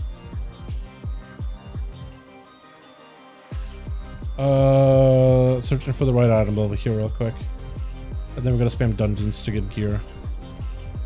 Warlock can. Yeah, okay, we'll do Warlock. We'll do Warlock. Beautiful. We'll spam until we get some trinkets and stuff on this guy. Warlock is actually kind of kitted out, honestly. It's almost like 580-ish or so, but I need a little bit of item level. I'm gonna play the thing as Destro, I think, just to get some fun AoE stuff in it. But yeah, Voss, Lillian Voss is a cool character that needs to be explored some more. You got to hang out with Lillian Voss a little bit more as a rogue from Order Hall. But yeah, that's a character I feel like that could be explored. It is a classic character from like when they did the Cataclysm revamp. And then Lillian Voss is a character that shows up here and there. But it's like there's a nod to Lillian. And like people, I think for the most part, like assume that, okay, she's, you know, she was a character that was pretty easily accepted back in the day. You know what I mean? Pretty easily.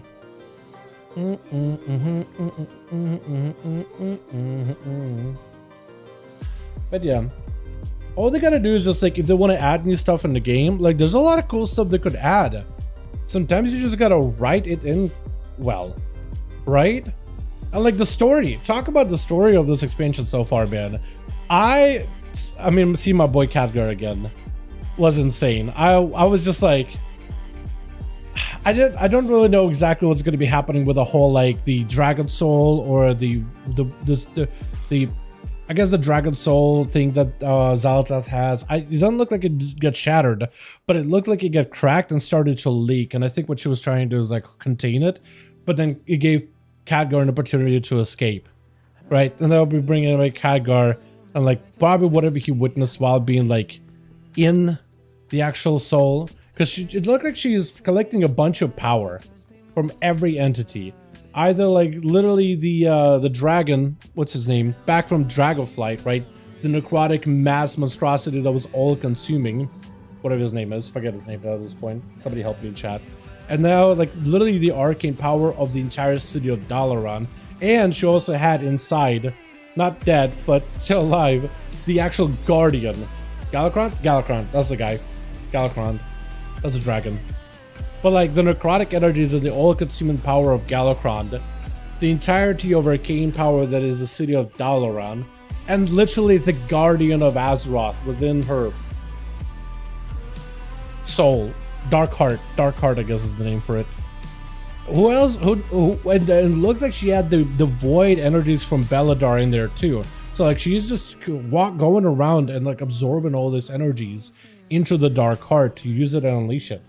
And when Alaria shot at it, gave Khadgar an opportunity to slip away. I saw the bird and I thought like, is that Xal'atath flying away? And I was like, wait, no, Xal'atath is not a bird. And then as the bird like started to kind of float down, I'm like, no, it's Khadgar. And then Khadgar flops down, I'm like, oh no, he's alive. And then I saw his face, oh no, he's not healthy. And then he dies. And then he just dies. I'm like, no. Cause that's twice. That's twice I thought he died, man. And then Anduin comes up, follows through. I'm like, I was literally sitting in my seat. I'm like, dude, Anduin, you have one job. Time to man up and make something happen here right now. And he pulls through. He pulls through. Anduin, dude, the entire time, like even Anduin, like when you're going through Hollowfall, that whole storyline of him, like he wants to use the light to help, but he thinks he's not deserving of the light. It's not that light abandoned him, is he's almost punishing himself thinking the light abandoned him because it should abandon him. And like that kind of a mindset, like I actually kind of understand that in a weird way. I'm not gonna go into it though, but like I get that, right? The whole like I don't deserve the light, and it's like damn. But like he does, it's not like the light abandoned him or whatever, right? It's not like he can't call it. He's just afraid because God forbid what's gonna happen if he does, right? So like it's a lot of it's a mental block more than anything, right?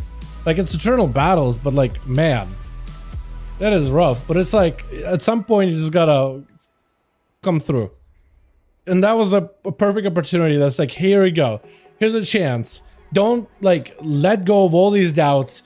Time to make something happen. The selfless Anduin, like this is your calling. This is your part right here to play. And by God, the man follows through.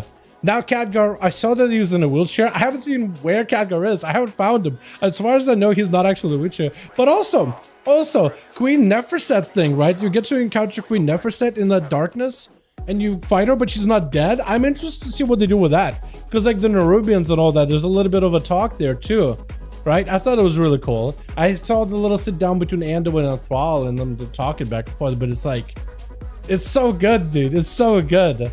Like, it's, I don't know. And maybe it's one of those things like where the storylines, I mean, we had what went from Shadowlands storyline, which is not great, into we went into Dragonfly storyline, which people felt the story was kind of weak. So maybe it's like we've just had not great stories, so this in comparison seems really good. But I'm enjoying the hell out of this. This is like Legion levels. And personally from now on, yeah, exactly. Anduin like is actually starting to like really, they're really shaped them up, right? They're really taking this whole like, oh, the boy prince that got thrust into this whole like, gotta be king, and he's gotta like really put himself out there and really, you know, stand up and try to almost be like his dad or whatever. And then the Shadowlands thing, and then they really were able to kind of help mold like, okay, he's been through some shit, and like trying to figure out his place as like a character that you want to watch and grow and all that, whatever, right? You want to see what happens to him forward. I think they're really like, they did good with him. They're good with him. But is that where you're coming from? Generally, you're requiring a lot of time. I worked at jobs of 1 tier with organization of the gym. Next year got masters. Oh, really? Hell yeah, dude. But you had time to play WoW. I feel that, man. I feel that. I feel that. But yeah, if anything, they are trying to make it like a lot more accessible for players that don't have a lot of time. They're trying to do that to like really like players that cannot play the game more than casually. They're trying to like invest more time into that audience too. So hopefully, like, I don't know, if you got it for a moment, it's been really, really fun. It's been an experience. It's been a blast. The storylines, delves, open world content, like dude, you don't necessarily need to group up with a raid and all those things in order to have to like, you know, dive into everything and anything of the game, right? You could really explore quite a lot of it, even from a casual perspective. It's really nice in that regard. Really, really nice. I'm gonna try to see if I can do my dungeon build for this. As I'm doing dungeons here with a Shadowburn. I don't know how good it's gonna be, but are we Arakara spamming? Is that what that is? It is Arakara spamming. I would just do first boss of the entire thing. I think it's just for a boss for the. There is a weapon, so that is good. And then there's a sack brute, so that's also really, really good. Hopefully we'll get one. New rewards are amazing, ready to come back. Yeah, the rewards they've done. I'm gonna be doing a video on delves, because delves are gonna be a really good ways to get a lot of gear and really catch up on the characters, and it's gonna be a fantastic gearing opportunity, especially if you're playing the game from a more casual perspective. It's like they've done a really, really good job with it so far. Like really surprisingly good. And like sounds bad when they say surprisingly good, but it's like nobody really knew what exactly, like, all right, they're gonna try to, they're saying they're gonna be able to deliver on the content for the casual audience, but will they be able to? But like, but are you actually gonna be able to though? You know what I mean? And I think so far it's been genuinely surprising, but in the best way possible. If that makes any sense. You know? Like they've done a good job with it so far. Like credit where credit is due. I'm gonna die. But it's okay. We die. I have like no haste, by the way. Jesus. And we got feared. No kicks. I guess I could have kicked, but like I ain't about to. I should have though. I should have. I should have. Once you get ramped up, I think we'll be going. I need to ramp up the. I need a little bit more haste than what I got though, because I got very, very little haste. Also, why is Priest doing a lot of AoE? Why is Holy Priest pumping with Hela? Is that just the Archon?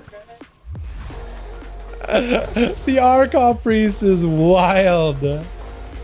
Oh my god, wilded out here. Absolutely wild with it. Oh my god. That's so good though. Alright, I'm hopefully far enough away where I don't get hit by any of the attacks. Hopefully I can max range it now. I think I can. Hopefully my pet is actually like attacking stuff, because I don't know if it is or isn't. But yeah. Jester's the worst. Jester is really fun. He just needs a lot of haste, and I have like none. That's what I need is haste. That's what the Arakara trinket would be amazing for Destrom. It needs haste. But otherwise, it's a good spec. It definitely is not a bad one. It just takes a second to ramp up because of the way that it works. But like if I cleave all these swarmlings, it's pumping. It's pumping. No issues about that at all. Like, just from what I've been able to play with it in beta, it's really, really solid. It is very, very solid. I don't know if you would actually play the Shadowburn build, but that's what I played on the beta, so I'm trying it out, seeing. I'm trying it on for size, seeing if it's any good. Because it was really, really good on the beta.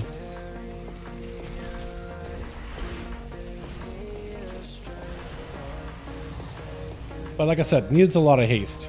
If you got PI, I think I probably would be doing more though.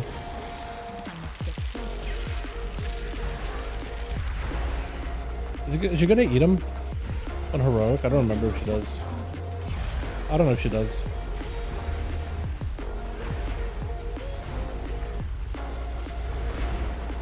There we go. Trinky? No Trinky for me. Sagbrood though, that's pretty good. Okay, and I guess we just run enough to reset it. One down, roll.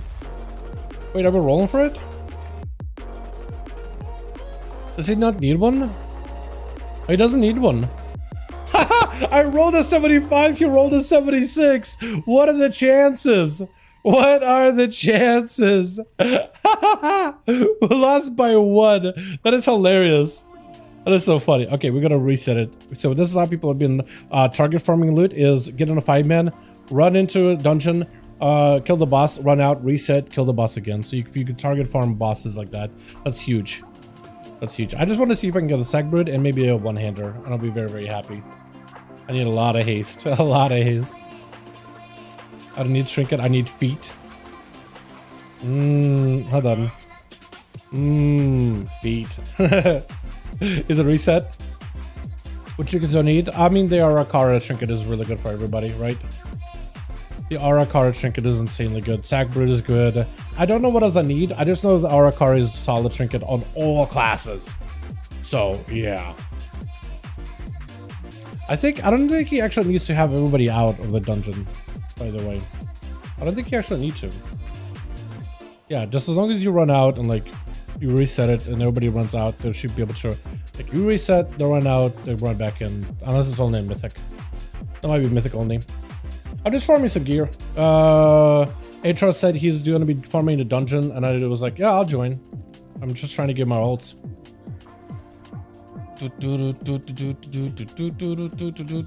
I wonder if I can give him a movement speed with across here. Here we go. You want to take it? Yeah, buddy. Yeah, buddy. Hell yeah. We're gonna pop this down. Get one of these in here. Get a couple of these little buggers. Shadow burned. Burn all the bugs away. I need to target something first. Really get a lot of haste. Otherwise, this is I'm capped on resources. I just can't spend them fast enough. That's my problem right now in the spec. I can get infinite amount of resources. I just can't spend them fast enough. And that's just because I don't have like any haste at all.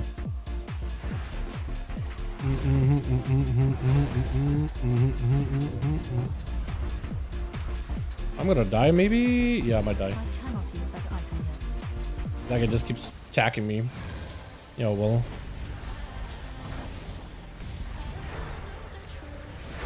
I do not have a target.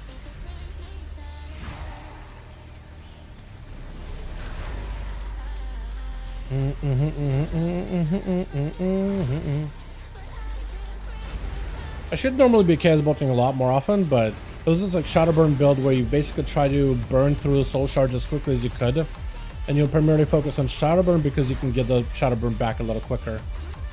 Then use it when using a variety of other abilities, so like Swarmlings, you can cleave them real quickly, and Shadowburn them, and when they die, you cleave them onto like your primary target. And you get to get through those soul shards very, very quickly and summon more demons. I don't remember if you want to run this or this. I think it's this actually.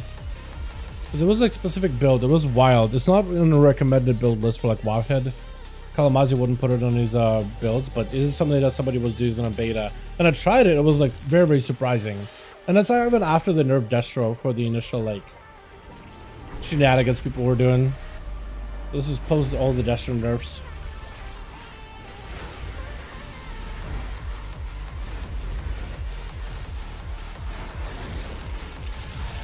People were doing like a bunch of rain of fire things.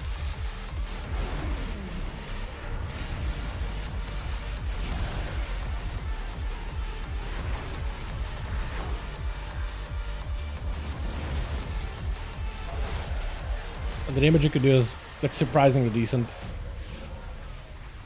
No trinky. Unless somebody gets one. This guy got a trinket. Did he need one? Nice. He probably did need one. You only get one item, or is it only can you get 2 items from a boss on heroic? But so far 2 Arakaras. So hopefully we'll get a bunch of them. So able to get a green Fellfire as a warlock. I think so, yeah. I think you gotta get the book. You've got to find out the MLP or buy it on the auction house. I don't know if it's expensive or not. I haven't like actually tried it for myself in a while. I remember trying it for it back in the mob when it was current content, but it was like difficult at the time. So I was like, oh, okay. Well, I'm not good at the game, so I'm not gonna go for it. I tried it. I got to the boss fight and I was like, oh, this is hard. Yeah, I'm not good for this. And I just left. I thought, okay. Challenging. I at the time I wasn't really into like super challenging PvE content or anything like that. Should be good. It's like 13k on the auction house. Yeah, it's not bad at all anymore. That's on reset. It's probably good though. It's probably good. Oh, this is bugged. Then again, the dungeon is bugged, isn't it? We're good.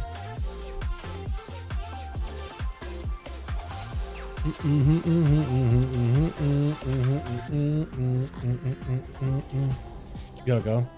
Do your thing. Do your thing, champ. Dude, 4% haste is impossible to play with. I need a lot more haste on every slot. So that's gonna be something. But what? Did it DC? Or no? Alright, if so, I'll give you if it drops. Yeah, I need Ara, Kara, Trinky. Definitely need the Trinky.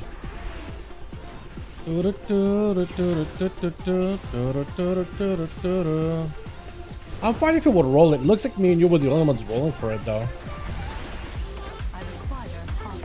Well, we'll get one more. I don't know how many of these ones we're gonna do, but the more the merrier, right?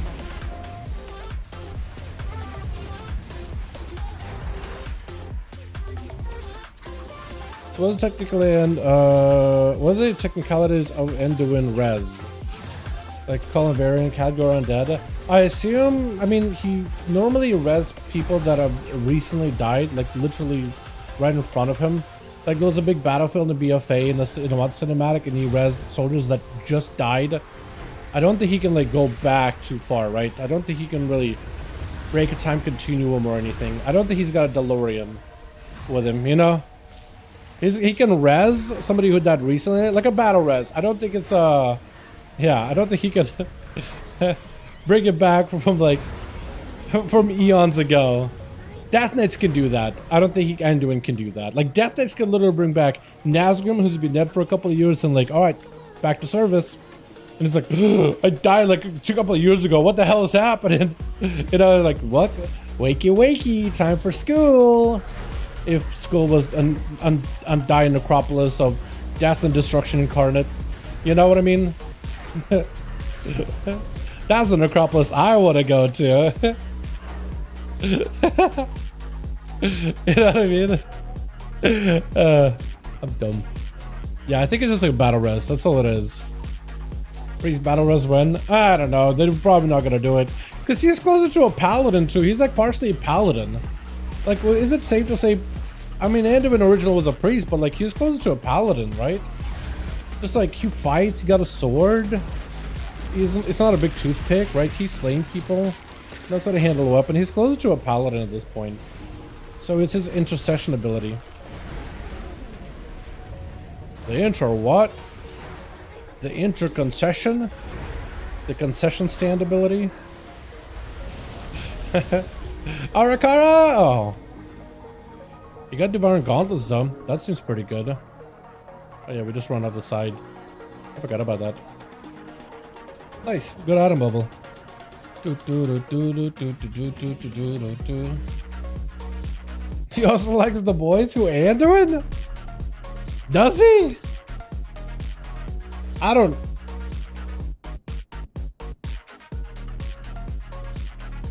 That'd be a hell of a story. Because it literally, like, I mean, I don't know.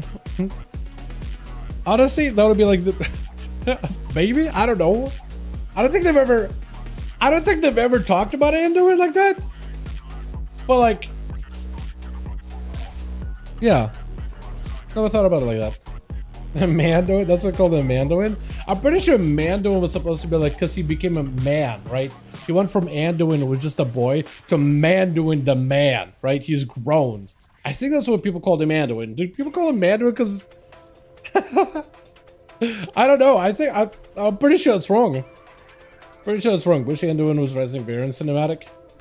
We got the Anduin Resident Varian as a cinematic. I don't think he would be able to because Varian's been dead for a long while, right?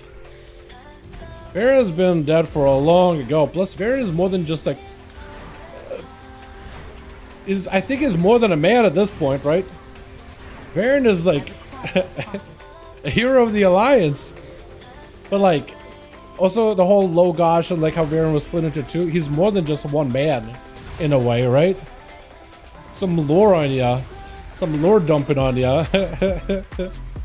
They've been trauma dump some lore on ya.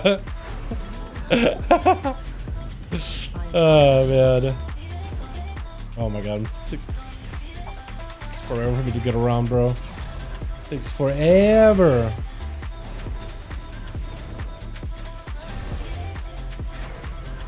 I'll find all the little buggers. Let's see if I can shadow burn them. Okay, I'm gonna die. Unless we don't die. Unless we just choose life. I haven't thought about that before. There's life here. Life here. Here's live. Blast him with that. One of these. One of these. We got the demon.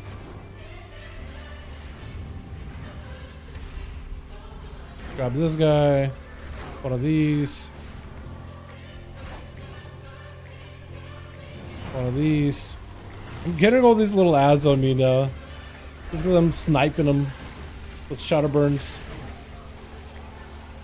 But you get to cycle through soul shards very, very quickly doing that.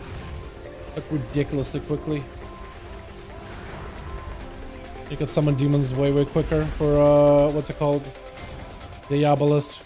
Because a lot of it is the Wicked Cleave and all these other abilities do a significant portion of your overall damage.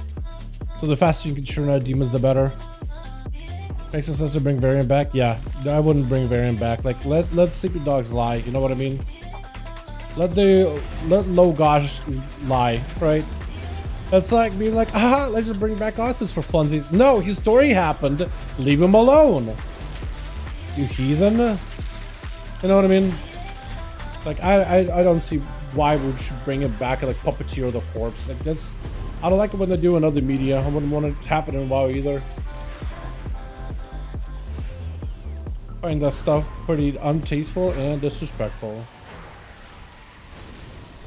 But that's just me. Each is their own, right? I do not have a target.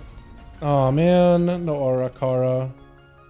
We got some Striders, that's cool. We got 2 trinkets in a row and now we can barely get one. Sheesh, he got it? Is that what you wanted? Yeah, I think he did. Hell yeah. Want to see how Demo is, not bring back Arthas? I want to see how Demonology? Demonology is alright, I just don't have any haste to play Demonology. Or Warlock in general. I have like no haste on my gear at all. I need to recraft some of these items though. But my crafting is all kinds of jank. I am trying to work on it though. I don't remember which one of my characters is like the crafter. To like craft cloth gear. But one of them I need to just put more time in on. Get more what's it called? The skill points. Do not bring back Arthas? Exactly. Don't bring back Arthas. Let the man lie. He's been gone for a bit. Let him. We haven't already had Cathalizar appear too many times. Well, Cathalizar came back because he was sent to the Shadowlands. And was sent back into the Necrolord Covenant. He keep on fighting because he still had a fight left in him. Right? But he was an agent of the Jailer long term. So that was some contrived plot line that people didn't like. Really, by people I mean nobody. It wasn't a great plot line at all. But to be fair. I need to target something first. Oh, we got a kick, baby? Oh, okay, never mind. I have a pet. I would have had a pet normally for that.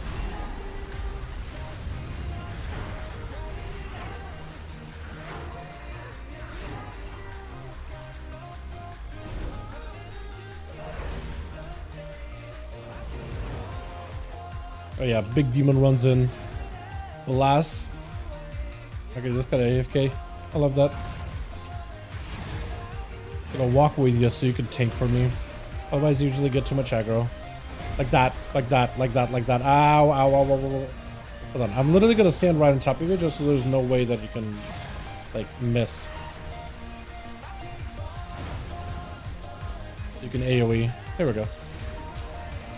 No more big bad guys from old X-Specs. So glad we're done with Gul'dan. We haven't seen Gul'dan in such a long while. What do you mean so done with Gul'dan? What did Gul'dan do to you? Out of all the bad guys to name, Gul'dan? We've been done with Gul'dan for a while. Since, like, not even middle of Legion. Why does Gul'dan get brought in with it? What do you mean? Why do you have bone to pick with Gul'dan out of all the people? I don't understand. Now I'm interested in what you mean. I just want to know. What did Ghoulish Daniel do? Do you think we'll get Sylvanas back as an ally? I think eventually. That's what led the threat of her being in the Maw. I think eventually we will. But I don't think she'll be coming back like immediately. I think after she's served for atonement. I think for Midnight, right? They're gonna bring back all the different Windrunner sisters. It would make sense, right? Alaria, Sylvanas, Verisa, right? It would be the time for Silver Moon and all the members of Silver Moon to come back, right? That would be like the perfect time to do it, in my opinion, if they are gonna do it. And I think they are gonna do it eventually. It's gotta be done right time, right? It gotta be done tastefully. That's all they have to do. Where is the DPS? We have like... Oh, the Evoker left. I didn't realize the Evoker just bailed on us. I guess he got the boots and bailed. Halfway through the dungeon. I mean, I guess we could just format it. Not that bad, right? I got demons.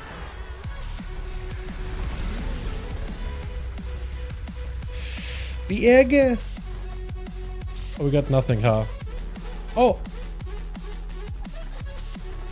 Please!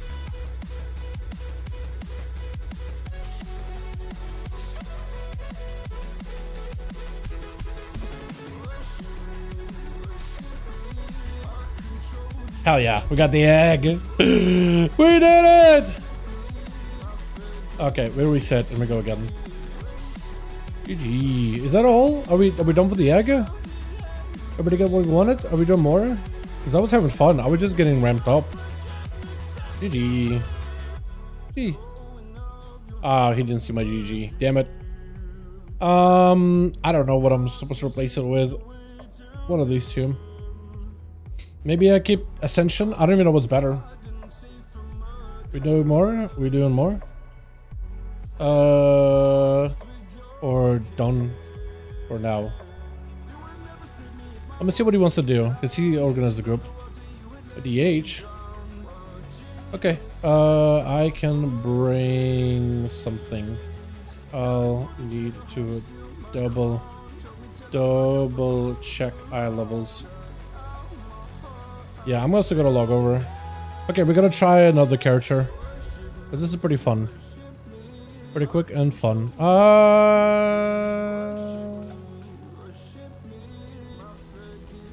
Oh, there's gonna be a better Hearthstone than that, right?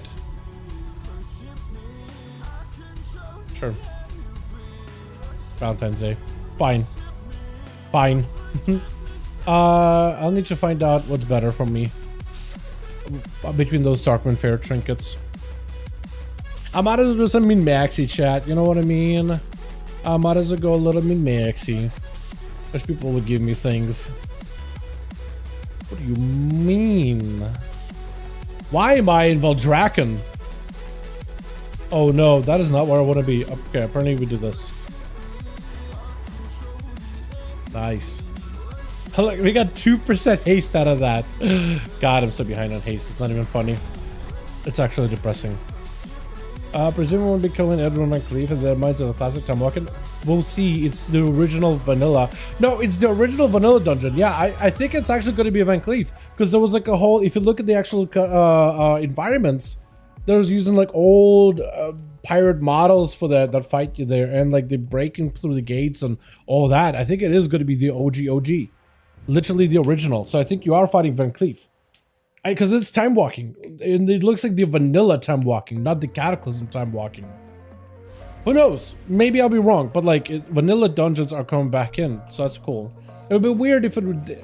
I think it should be the vanilla time version. So if you want it to be classic, right? Because Cataclysm is not classic. Not quite. Close, not quite. Close, but no cigar. I need a lot more of these, dude. I'm behind on this guy. But also, I think I need to go and like talk to all the dudes. All right, let's find another character that could do this on. Does the monk have any item level? I don't remember if the monk has any item level on him. I just need to know for heroic. Do I even need item level to join heroic? 553. I think that trinket is still good on a monk too, right? Wait, question. Where was he? Human Hunter, right? Do I need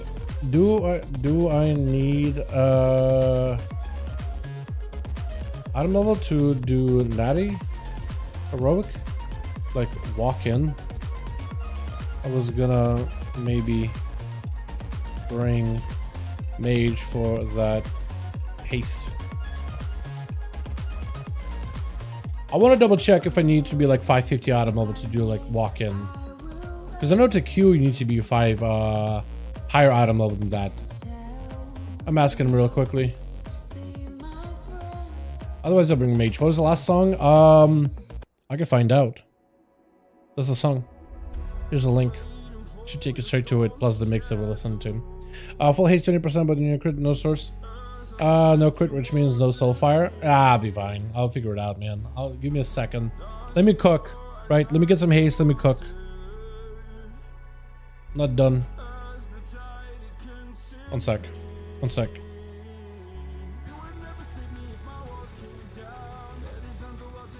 Chat, do I need to be do I need to be 550 item level to walk into the dungeon?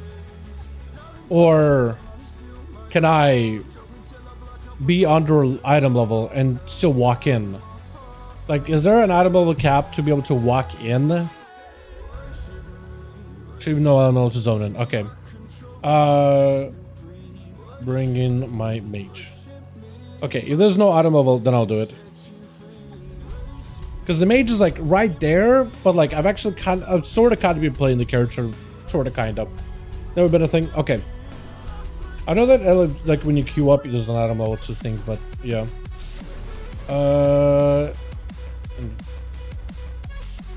1, 2, 3. Okay, so he's on the third one. Blasting him. Hell yeah.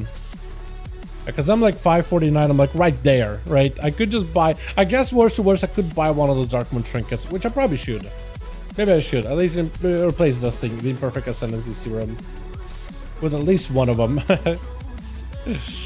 You're a crazy person. I'm not. I'm not crazy. You're crazy. No, I'm not crazy. The voices on my head are the crazy ones. I mean, what? Look at the prices on these things. Oh, 200. It is stealing.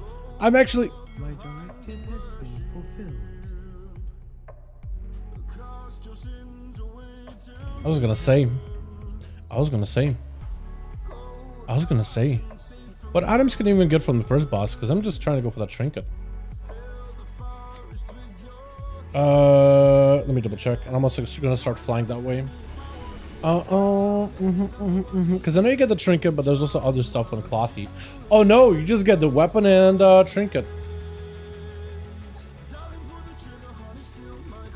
I don't need the weapon because I already got one. The weapon that I got on this mage too, by the way, is just most of my gear that I've been gearing from alts, by the way, has been warband geared. I just go kill a rare on my rogue, trying to get gear for my character.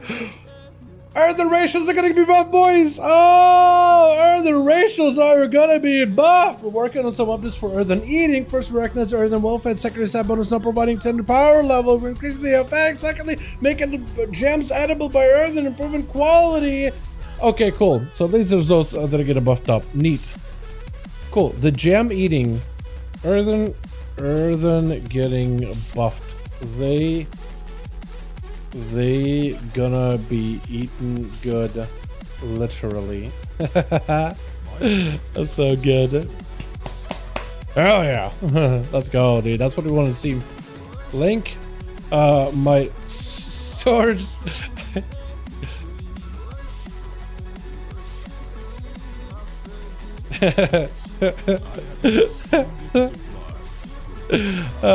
Okay.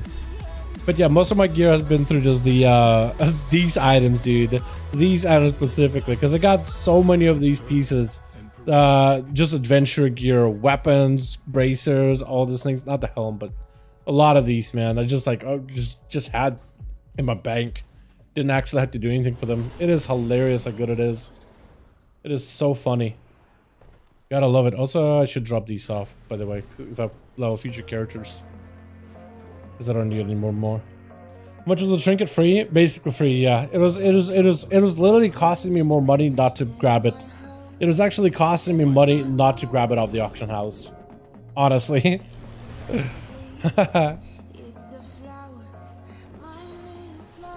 Yeah. Oh wait, no, hold on. I need to go here. Go test Rookery? Yeah, I guess I could have also tested a Rookery if I wanted to. When you mess up so hard, you're trying to come back up. Okay, I need to go here. I need to work my brain that the skip is there for Ashka Het. It's actually easier to just go Ashka Het through this and fly there. Hollowfall, it's easier just to like not... Hollowfall is still a weird one. There's no easy way to get to Hollowfall very, very quickly. You have to fly. I think you have to do the whole fly through Ringing Deeps and then fly into Hollowfall. At least that's how I did my Belladar farms. Then it's City of Threads, Arakara. Cool. God, let's go. Exactly. But yeah, man, I've been liking this, like, you know, early stages of the expansion where everybody's spamming heroic dungeons and trying to get the best slot gear, doing a bit of that early crafting, because you know that it's going to get wild and crazy for season 1, and just having a character be prepped ahead of time is so nice. I mean, this guy already here, ready, waiting. But you see, like, one healer. Cyber Farmer, let's go! Love it. Love it. How geared are we, man? Unborn power. I got some decent items. Better than me. Oh, actually, you got die crafted? Grips of Woven Dawn, you chose to craft those? Really? I'm kind of surprised. Kind of very surprised. Got socketed? That's kind of huge, actually. But it's like socketed, but he's gonna go quality 2 on those things. Oh no. Oh no, no, no. Oh no, poor summer child. Maybe that's why he did the craft. He's like, you know what? I just kind of want to get items now. Maybe he's not in a raiding guild or anything like that.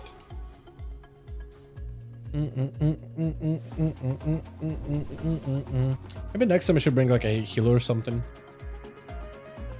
That'll probably help.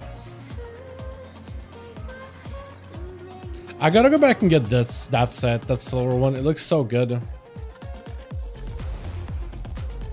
Zerath too? Okay, this guy is like playing more than one Zerath. Got it. That's what a lot of people have been doing, like just like for raiding. Have like a bucket character. Gotcha, bud. No worries. Which orc spec have you been focusing on mostly? Mostly outlaw, but like the other specs that are not the closest in stats, but close enough. Close enough. I've been mostly gearing, I mean, at the very beginning, like when you're not doing raiding content, I'll gear for sub. I'll gear for assassination, but I am gonna have a prior in outlaw because it's the spec that I get excited about the most, so I'm gonna focus on that. Right. Everybody's got like a main. And that is my main. That being said, I'm in a situation where I can always pivot if I need to. Right? As the point is like, can you pivot? And I always have the ability to pivot. Plus I've been practicing sub, practicing Assassin a bit while playing a lot of Outlaw.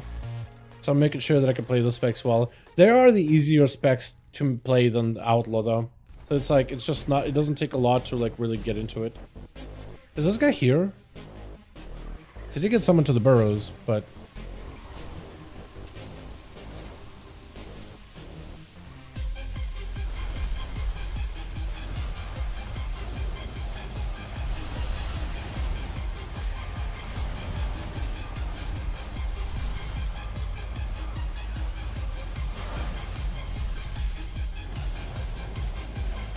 Okay, yeah, they nerfed arcane mages. Again. They nerfed arcane mages again.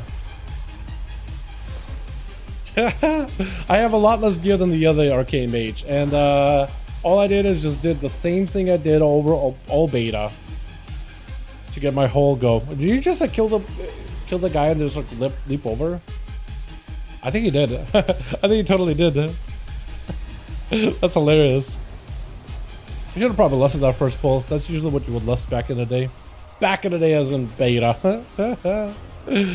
I'm gonna bring those guys up for a second there. That's my alt elemental. Ellie's so fun, man. I should have also brought an Ellie on these. I should bring an Ellie to these also. I don't know if HR is gonna be doing more of these, but if he is, I'll bring my Shaman, because Shaman has been an insane amount of fun to play.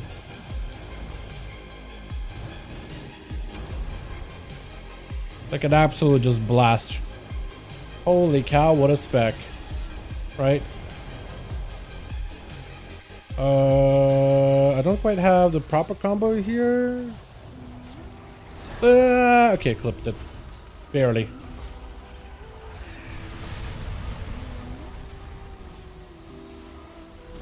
Still got some damage here for a bit. Bird, switch. Alright, bird died.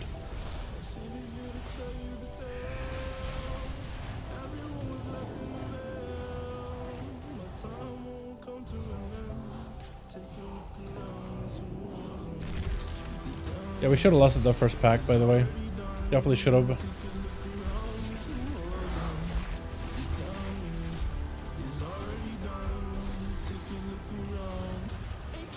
I think this guy might have saved his damage for this part. Which is good for him, honestly. That is how you're supposed to do it. You did it correctly. So if you just look at how boss pump damage. Unless we got our card trinket here. I got a weapon. I don't need it. But we have a weapon. It's intellect. Have a staff already. Yeah, it's not even haste. I might have taken it if it was haste or something, but not like I have an offhand. Hype for the 20th? Yeah, we took a look at that a lot for a good portion of today's stream. Yes, very, very excited. Holy cow, does it look good. Holy cow, does it look good. Very excited for it. It looks so good. Yeah, I'm gonna be playing a ton during that time, man. Literally part of the 10 or the 2.5 update or whatever. It's gonna be all over the place. Does this man won the sword, by the way?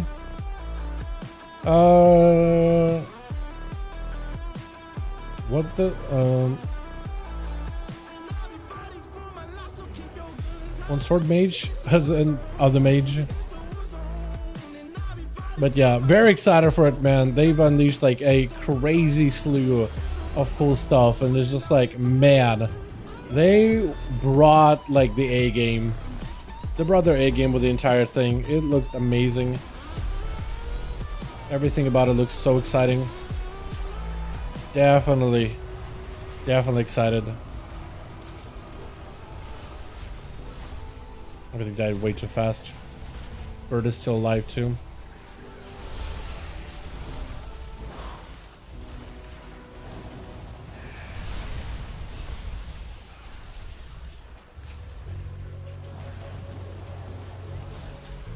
Wait, he's out there already. I'm really excited about time walking dungeons in particular. I feel like those are not getting like highlighted nearly as much, but I'm very excited about the entire like array of content they're bringing in. That whole update, it is incredible looking. I am hoping that they adjust maybe some of the mogs for the tier 2, like the rogue one, without like that dark face covering that the original set has. But I'm sure we'll see like what the real version looks like once the BTR is available for testing. Because sometimes like those things don't really make it into the actual promo material, but they are in the what's it called, on BTR whenever we get BTR for the update. But overall, very excited for it. Actually gonna, as the song suggests, take it slow with this guy, not do DME, and then pop out the boss. Let's go Frost. There was Arcane for some reason. The other mage.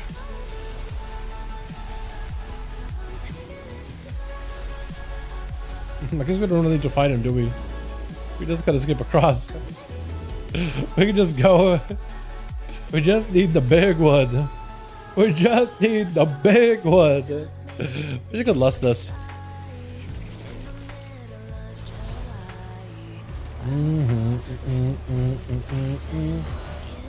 Come on, bird. Me and you. Me and you.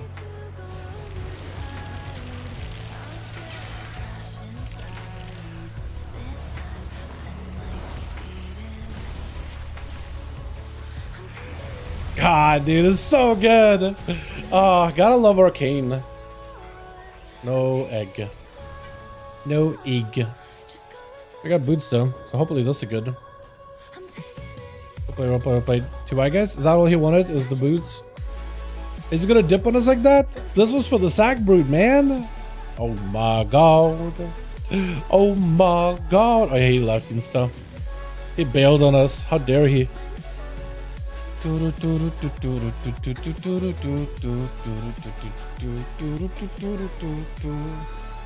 How dare he? I need one more. Any of you guys want to on an A? Any of you guys want to join us on a heroic? Like literally, just take a viewer. I don't care. Like if you guys need gear, you even try to get your sack brood, man, come get a chance at it. You only go in is okay. We picked up a guy apparently, but all you go is just pump, go in, join us, pump, just pop in, have fun.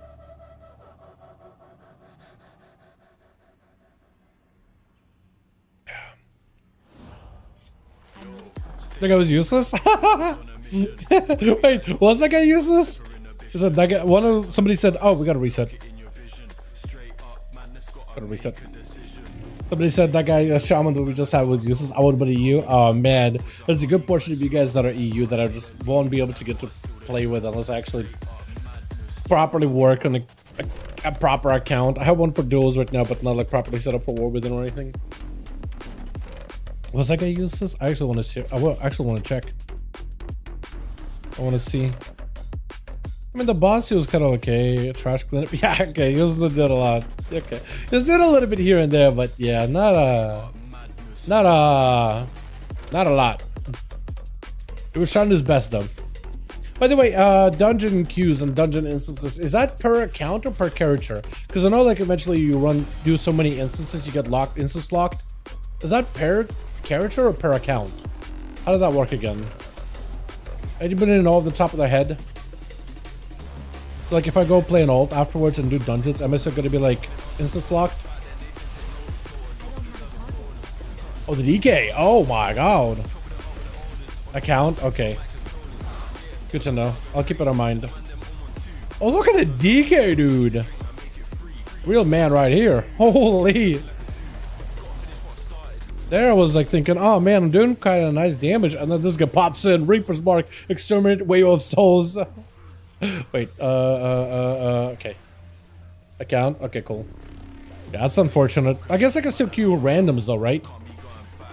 Maybe I can get like random dungeon queue on the shaman and get some gear on that. Maybe.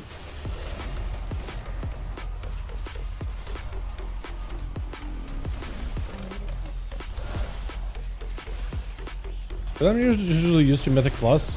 Well, there is technically a lockout on M Plus even. Or is there? I don't think there is. I think but it takes you so long to get a dungeon done that in an hour you basically regain your lockout. So in M Plus I don't think there really is one. I'm more used to that than anything. I also didn't get to use my cooldowns in the correct way. So I guess we'll just save everything for the boss.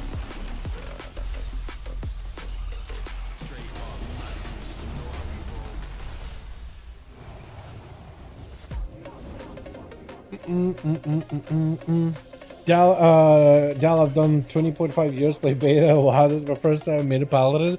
Dude, have fun, enjoy it. Paladins are looking pretty pog. Paladins with all the Baladar customizations are looking really, really cool. You would think that this would be the expansion for Paladin with a whole Arathi and all that, right? With a Sacred Flame and all that.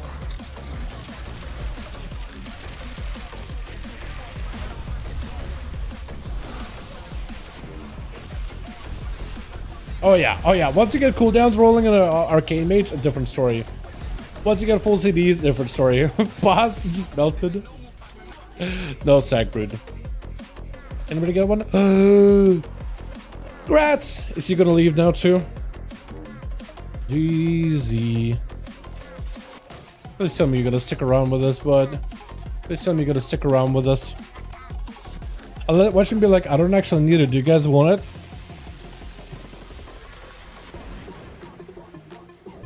Watch him bail on us.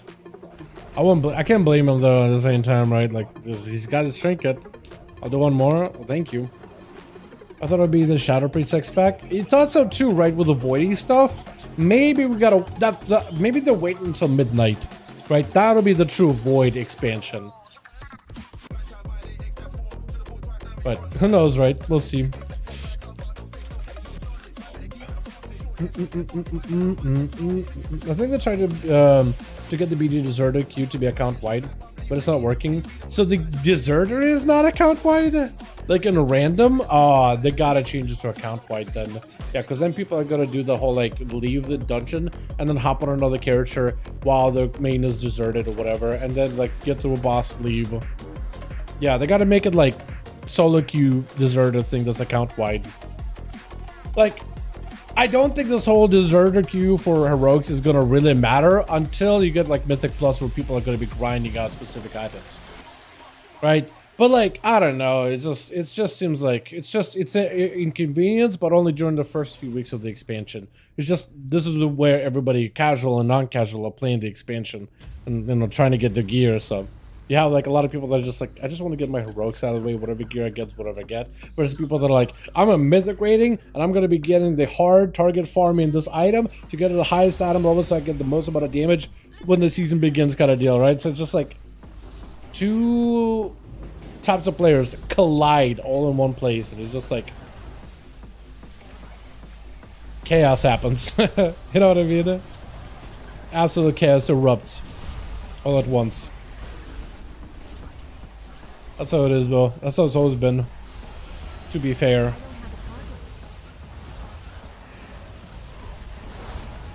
I was waiting for a bird the entire time.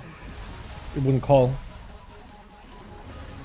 BGs are bad for that, or the abuse dungeon kick. Oh yeah, when people do the dungeon kick stuff, yeah, I'm not a fan of that either, honestly. Yeah, they gotta be like, I don't know. It's not really a problem. It's like at least the whole dungeon farming and people focus farming items is going to be less of a problem once Mythic Pluses are in. But yeah, I feel that dumb. From like a more casual perspective, I don't know that people randomly would just like randomly kick people for just no reason whatsoever. been on the receiving end for more than one reason. One time I think I was just trying to get some B-roll on a priest or something. It was middle of the night, and this group was a 4-stack, and they decided to boot my priest as we would get into the final boss. I was like, I was just trying to get some B-roll, but that was like really toxic. Huh. And then the Death Knight or somebody like whispered to me like, haha. I was like, okay. That was annoying, but like, it's not like I actually needed the dungeon or anything. We're just trying to get some B-roll. Doesn't matter what dungeon I was in. But it's like, yeah, that probably should not be happening. You know what I mean? Probably should not be happening. Imagine being like a casual player. Like, this is your 2 hours to play the game, or maybe 1 hour to play the game a day. And you're like, queuing. And this dude just like randomly kicking like, haha. And it's like, dude, I just felt bad for that, like, the idea of what just a casual player would feel like in that kind of a situation, right? That sucks. That shit's cheeks. And probably should not be happening. PI? Or did I imagine that? I thought I got PI. But I think I imagined it. That other mage went arcade! Oh no! He saw me pumping. He's like, yo, I want to do that too. Where's Sackbrood, man? Where is my Arakara Trinky? Did he get one? Did he get one? I think he got one, right? Somebody got one. Oh, it was, yeah, Atro. Oh, Atro got one. Hell yeah. Awesome. Typed that terribly. Do you think we'll get a rogue expect? Do you think we'll get a rogue expect? Rogues are not really a class that's like front and center. Rogues usually do stuff in the back line, right? They're not the unsung heroes. They're the scoundrels, they're the villains, they're the dudes getting down and dirty and doing the things that people don't want to do. That's what rogues do. That is literally what rogues do. The rogues are going to be the uncrowned, but they get a lot of shit done. They get a lot of good stuff done. I don't think we'll have a rogue heavy expansion unless we get like some kind of like a piratey expansion. I think rogues, you could probably have an expansion around mages. You could have an expansion around like warlocks or the void, the light, whatever. But it's like having an expansion around warriors. There's no warrior expansion, but warriors exist everywhere. I think rogues are exactly the same. They exist everywhere. And like you can add rogues and maybe give them something cool once in a while, but like, you know, I don't think we'll have a rogue expansion really. I do think rogues are usually treated pretty well, expansion to expansion. Not talking about tuning, but like items and unique stuff that only they can get and whatever. Like Sylvanas had daggers and shadowlings that rogues got. That's a really, really good item. Dragonflight, I don't think we had anything rogue-esque, but that would have been the time to get some for rogues. Because the whole Black Dragonflight, Rathian, and like his agents or whatever, they're very rogue-like. That would have been the time to give them something cool, but they didn't. But yeah. So hopefully we'll get out. We got a healer spot if you guys want to join us for Arakara Sackbrood. Next time I should probably bring like a shaman and I could just run around and heal it until I get Sackbrood, because I do want to play elemental at the end of the day though. It's a lot of fun.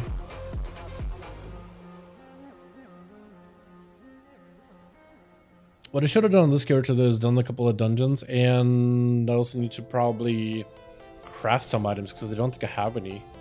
Yeah, if I got like a belt crafted, that would be some item level. I need a ring, like really, really badly. Just a ring, so maybe I'll go jewel crafting on the character. A better cloak would also help a ton. Can I craft a better cloak? Because one of my characters is like a crafter character for cloth stuff. The other, this guy was thinking was going to be like specialty crafts. Because I have this many alts. And like initially, I didn't come in with like a huge idea of like exactly what I want to do profession-wise for all of my characters, but I had like a rough idea like, okay, well, I guess you could specialize in leatherwork, and so I'll have like a leatherworker armor crafter, and I'll have a leatherworker, I don't know, patterns, armor kits, stuff like that, maybe things like that.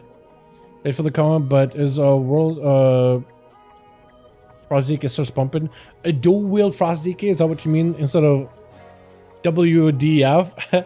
Dual wield is the play. Yeah, you play. He should probably switch his weapons, but dual wield is the play. You want a main hand and an offhand, not a two-handed. This is because you have the Shatter playstyle, so Shatter and Blade, together with Shatter Frost in AoE, pumps while priority single target damage. It is awesome. Then you have the auto attacking build with the Icy Death Torrent. I did not play with Long Winter, but I guess you could. But that's really, really good there too, while also being able to play Obliteration, and it's also pretty strong as well. Deathbringer, you have a bit of a playstyle where if you do Shadow Frost damage, Shadow or Frost damage, I guess, you stack up Reaper's Mark, and there's some abilities that have a chance to be Shadow Frost on top of it too. Either way, it's probably a little bit better with the Blood Fever, but it could play either way, honestly. Hateful Death.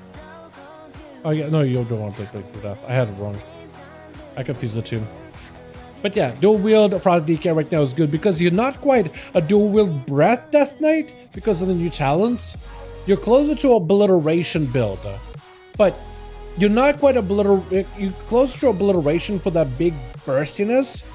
But you're not just cooldown heavy where you only do damage inside of Pillar of Frost and nowhere else. You do damage inside of Pillar of Frost, but you also have really good sustain outside of Pillar. So you don't have as big of Pillar spikes, but they're still very effective. But the damage outside of Pillar is where the goodness comes from with that build. Yes, it's very good. So when in a healer, we got one, but no. Sometimes healer takes a second. Next time I'll just go a healer, or we can get you a Nick. Yeah, that could also work. I want to touch Frost into more tanks. That's not back to Rat. Yeah, they were pretty cool as tanks. At least leveling 1 was pretty interesting back at Wrath. But yeah, they're really fun. They were very, very strong all of beta.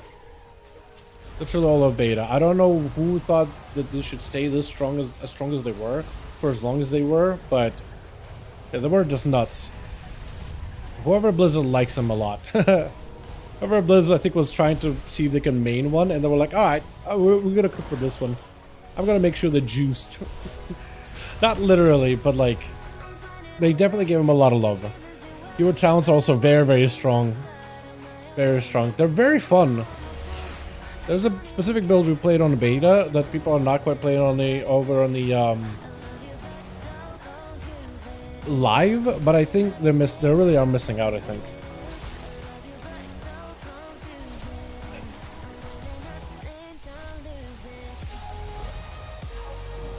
Kind of messing up my cooldowns here a little, but I think it's worth. Better to send it than not send it. I die? I am squishy on this thing.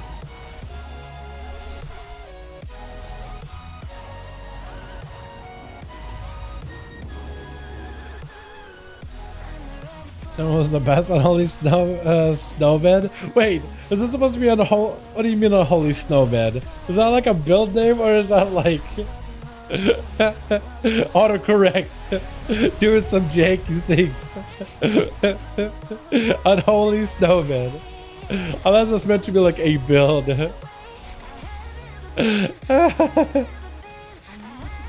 But no, for Death Knights are really fun. If you're looking to play Death Knight, this seems like a really good expansion for it. There's quite a lot of variety of how you play DK too.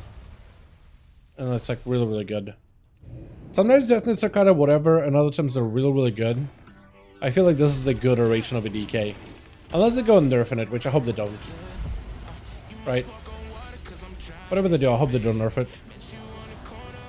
Alright, we're racing this mage. That's all the mages. Racing with DPS.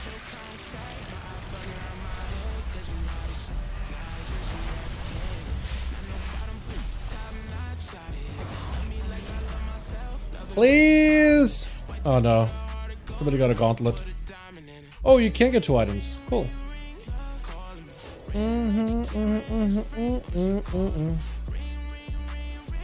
I did actually get glows? Let's go.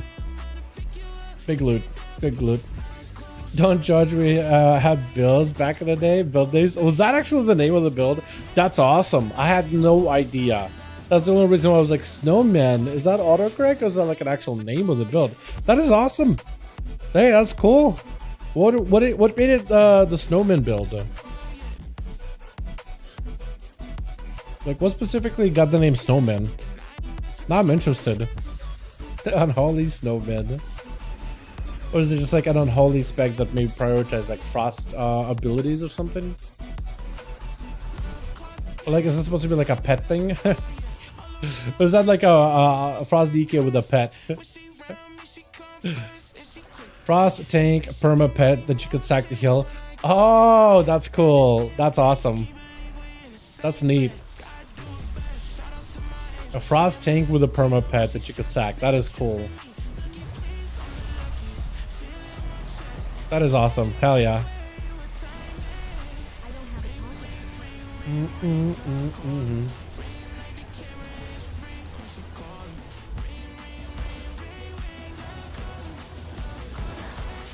I was waiting for the bird to do a thing.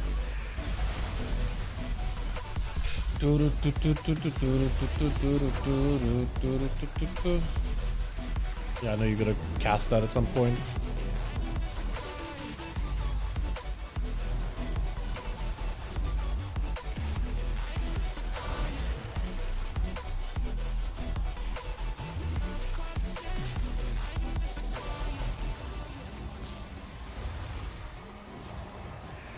Probably the worst mob to pop the burst in on, but better use it than not use it.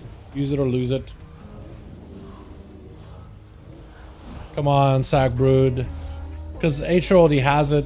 If he gets it, I think he might end up giving it to me. I feel like would be the nice thing would be to roll it. But who knows, right?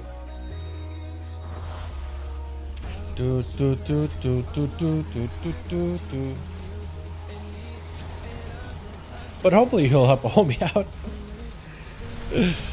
Because all my casters right now, they're very, very behind on haste. That's like the only stat I really ever need is haste.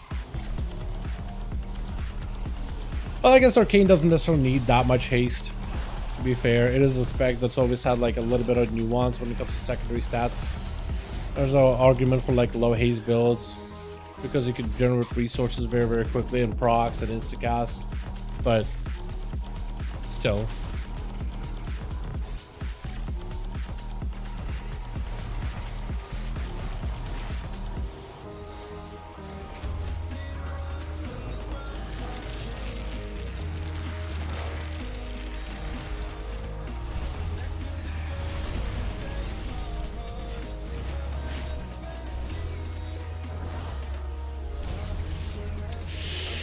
No. Anybody get anything? Pants. Okay, pants are good, I guess.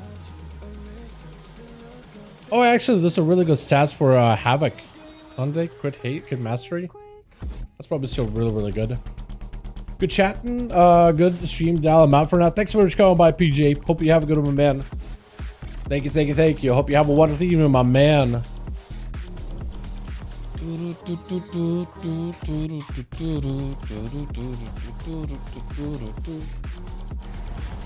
probably got a couple more runs on me before it like locks me out.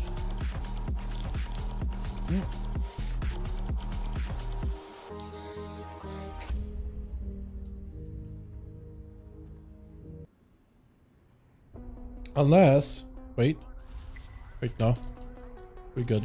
That was weird. You have entered too many instances recently. Bug it out. Okay, okay. Okay, I might be hitting my instance cap though. Pretty close. Isn't Frost like a red mostly in terms of difficulty?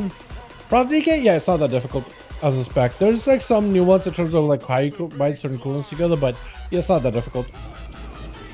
At least, okay, so I don't know if I would describe Red Pally as difficult, but I know I wouldn't describe Frost DK as like super difficult. It is definitely the approachable spec out of the between them and like Unholy DK maybe, right?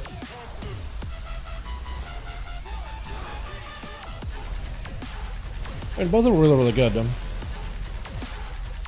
and are more approachable than before.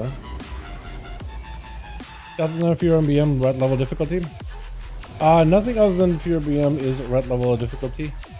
So is that describing red as like difficult or not difficult? But yeah, BM and Fury Warrior, Guardian Druid would be some of the easier specs. Frost Mage, I'd say, is one of the easier specs to get into.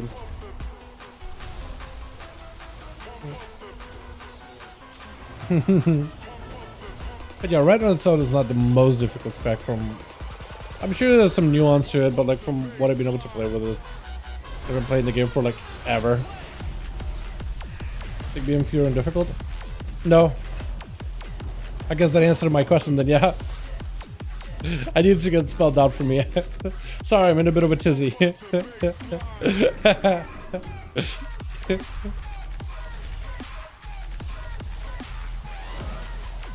I'm out here. I got Sagbird on my mind. That's all. Wait, what? Damn, Dal. I asked you guys to join? What? I didn't see. What? I didn't see, man.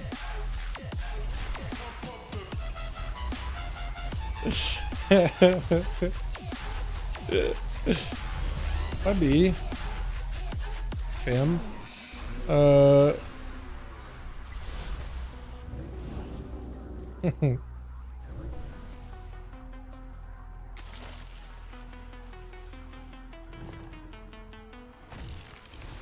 I didn't see that Morris actually wanted to join us. I don't know if he's got his trinkets and all those things.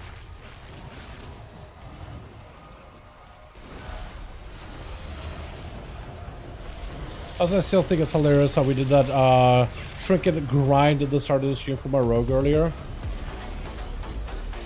It just got it instantly. Oh, I got a second sword. Ugh. Oh, what I wanted.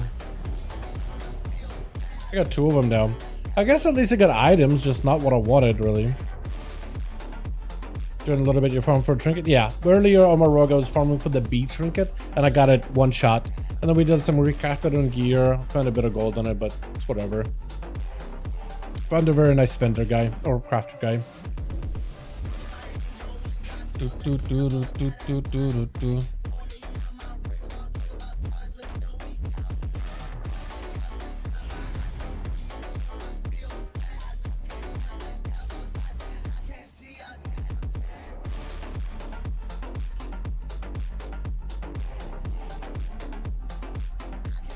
Yeah, I think we hit our instant lock now. Actually hit instant lockout, yeah. Well, or no, or no. Oh no, boss. Oh no, boss. Let's go. Is it heroic or mythic 0? Heroic for now. Mythic 0 is not out until next week because they're gonna start with a heroic week with mythic 0s, heroic raids, heroic. Normal and heroic raids. Delves are going to be able to go to higher rank. I think delves are going to be the best way for you to get gear next week. So if you have a bunch of keys and whatnot, and if you can do a bunch of high level delves, that's going to be how people will be able to gear.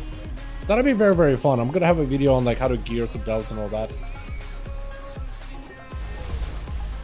Very excited for delves, man. Very excited for delves. Out of all the content, that's the one that a lot of people are excited for. When it comes to endgame stuff. It'd be pretty awesome.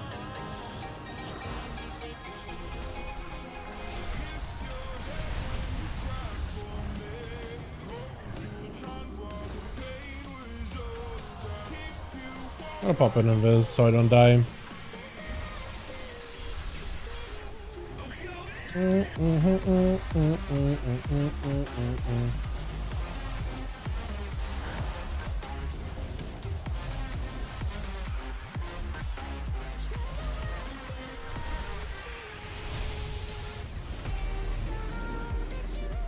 What is 20th anniversary event go live? They don't have a due date for it right now, but it's going to be like a part of a 11.05 patch update. That's basically going to be the entire patch. Is the anniversary event plus all the new stuff that came in it.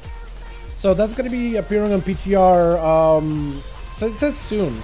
We don't know how soon. I don't think it's going to be today. Normally it's on the 30th, so maybe tomorrow. It'd be hilarious if it's out tomorrow. If it's out tomorrow, then I'm assuming like 6 weeks. Assuming, because it's usually how long it takes for them. Once things goes on PTR, it's usually 6 or so weeks or something.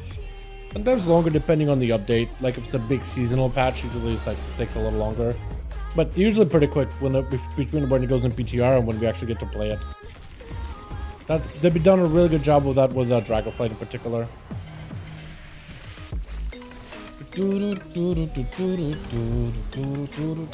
Oh wait, we should lust.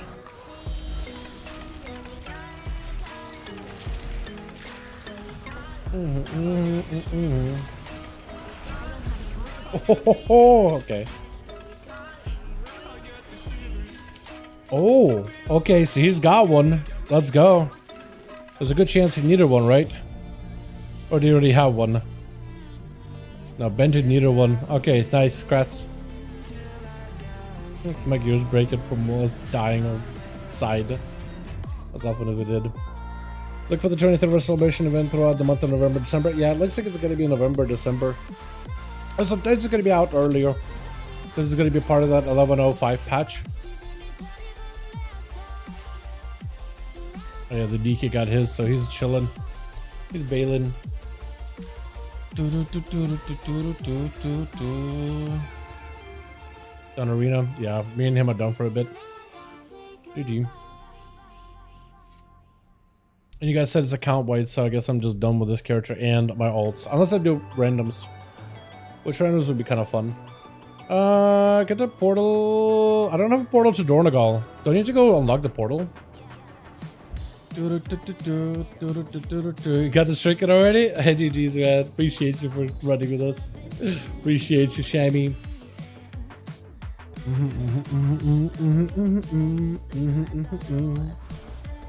Balance still 72. I've been slower than any expect level normally. Really, for me, this has been the fastest level in expansion. Especially as you get like every character to max level, you get that 5% bonus XP. So now that I got a couple of ults, I'm like at 25% bonus XP just for leveling a new character. Plus Darkman Fair, with that's 10% on top of that. It's been one of the I mean, look, let me show you how many the expansion hasn't even been out that long, and I got the most amount of max levels by this point. I got my rogue, my shaman, my hunter, my death knight.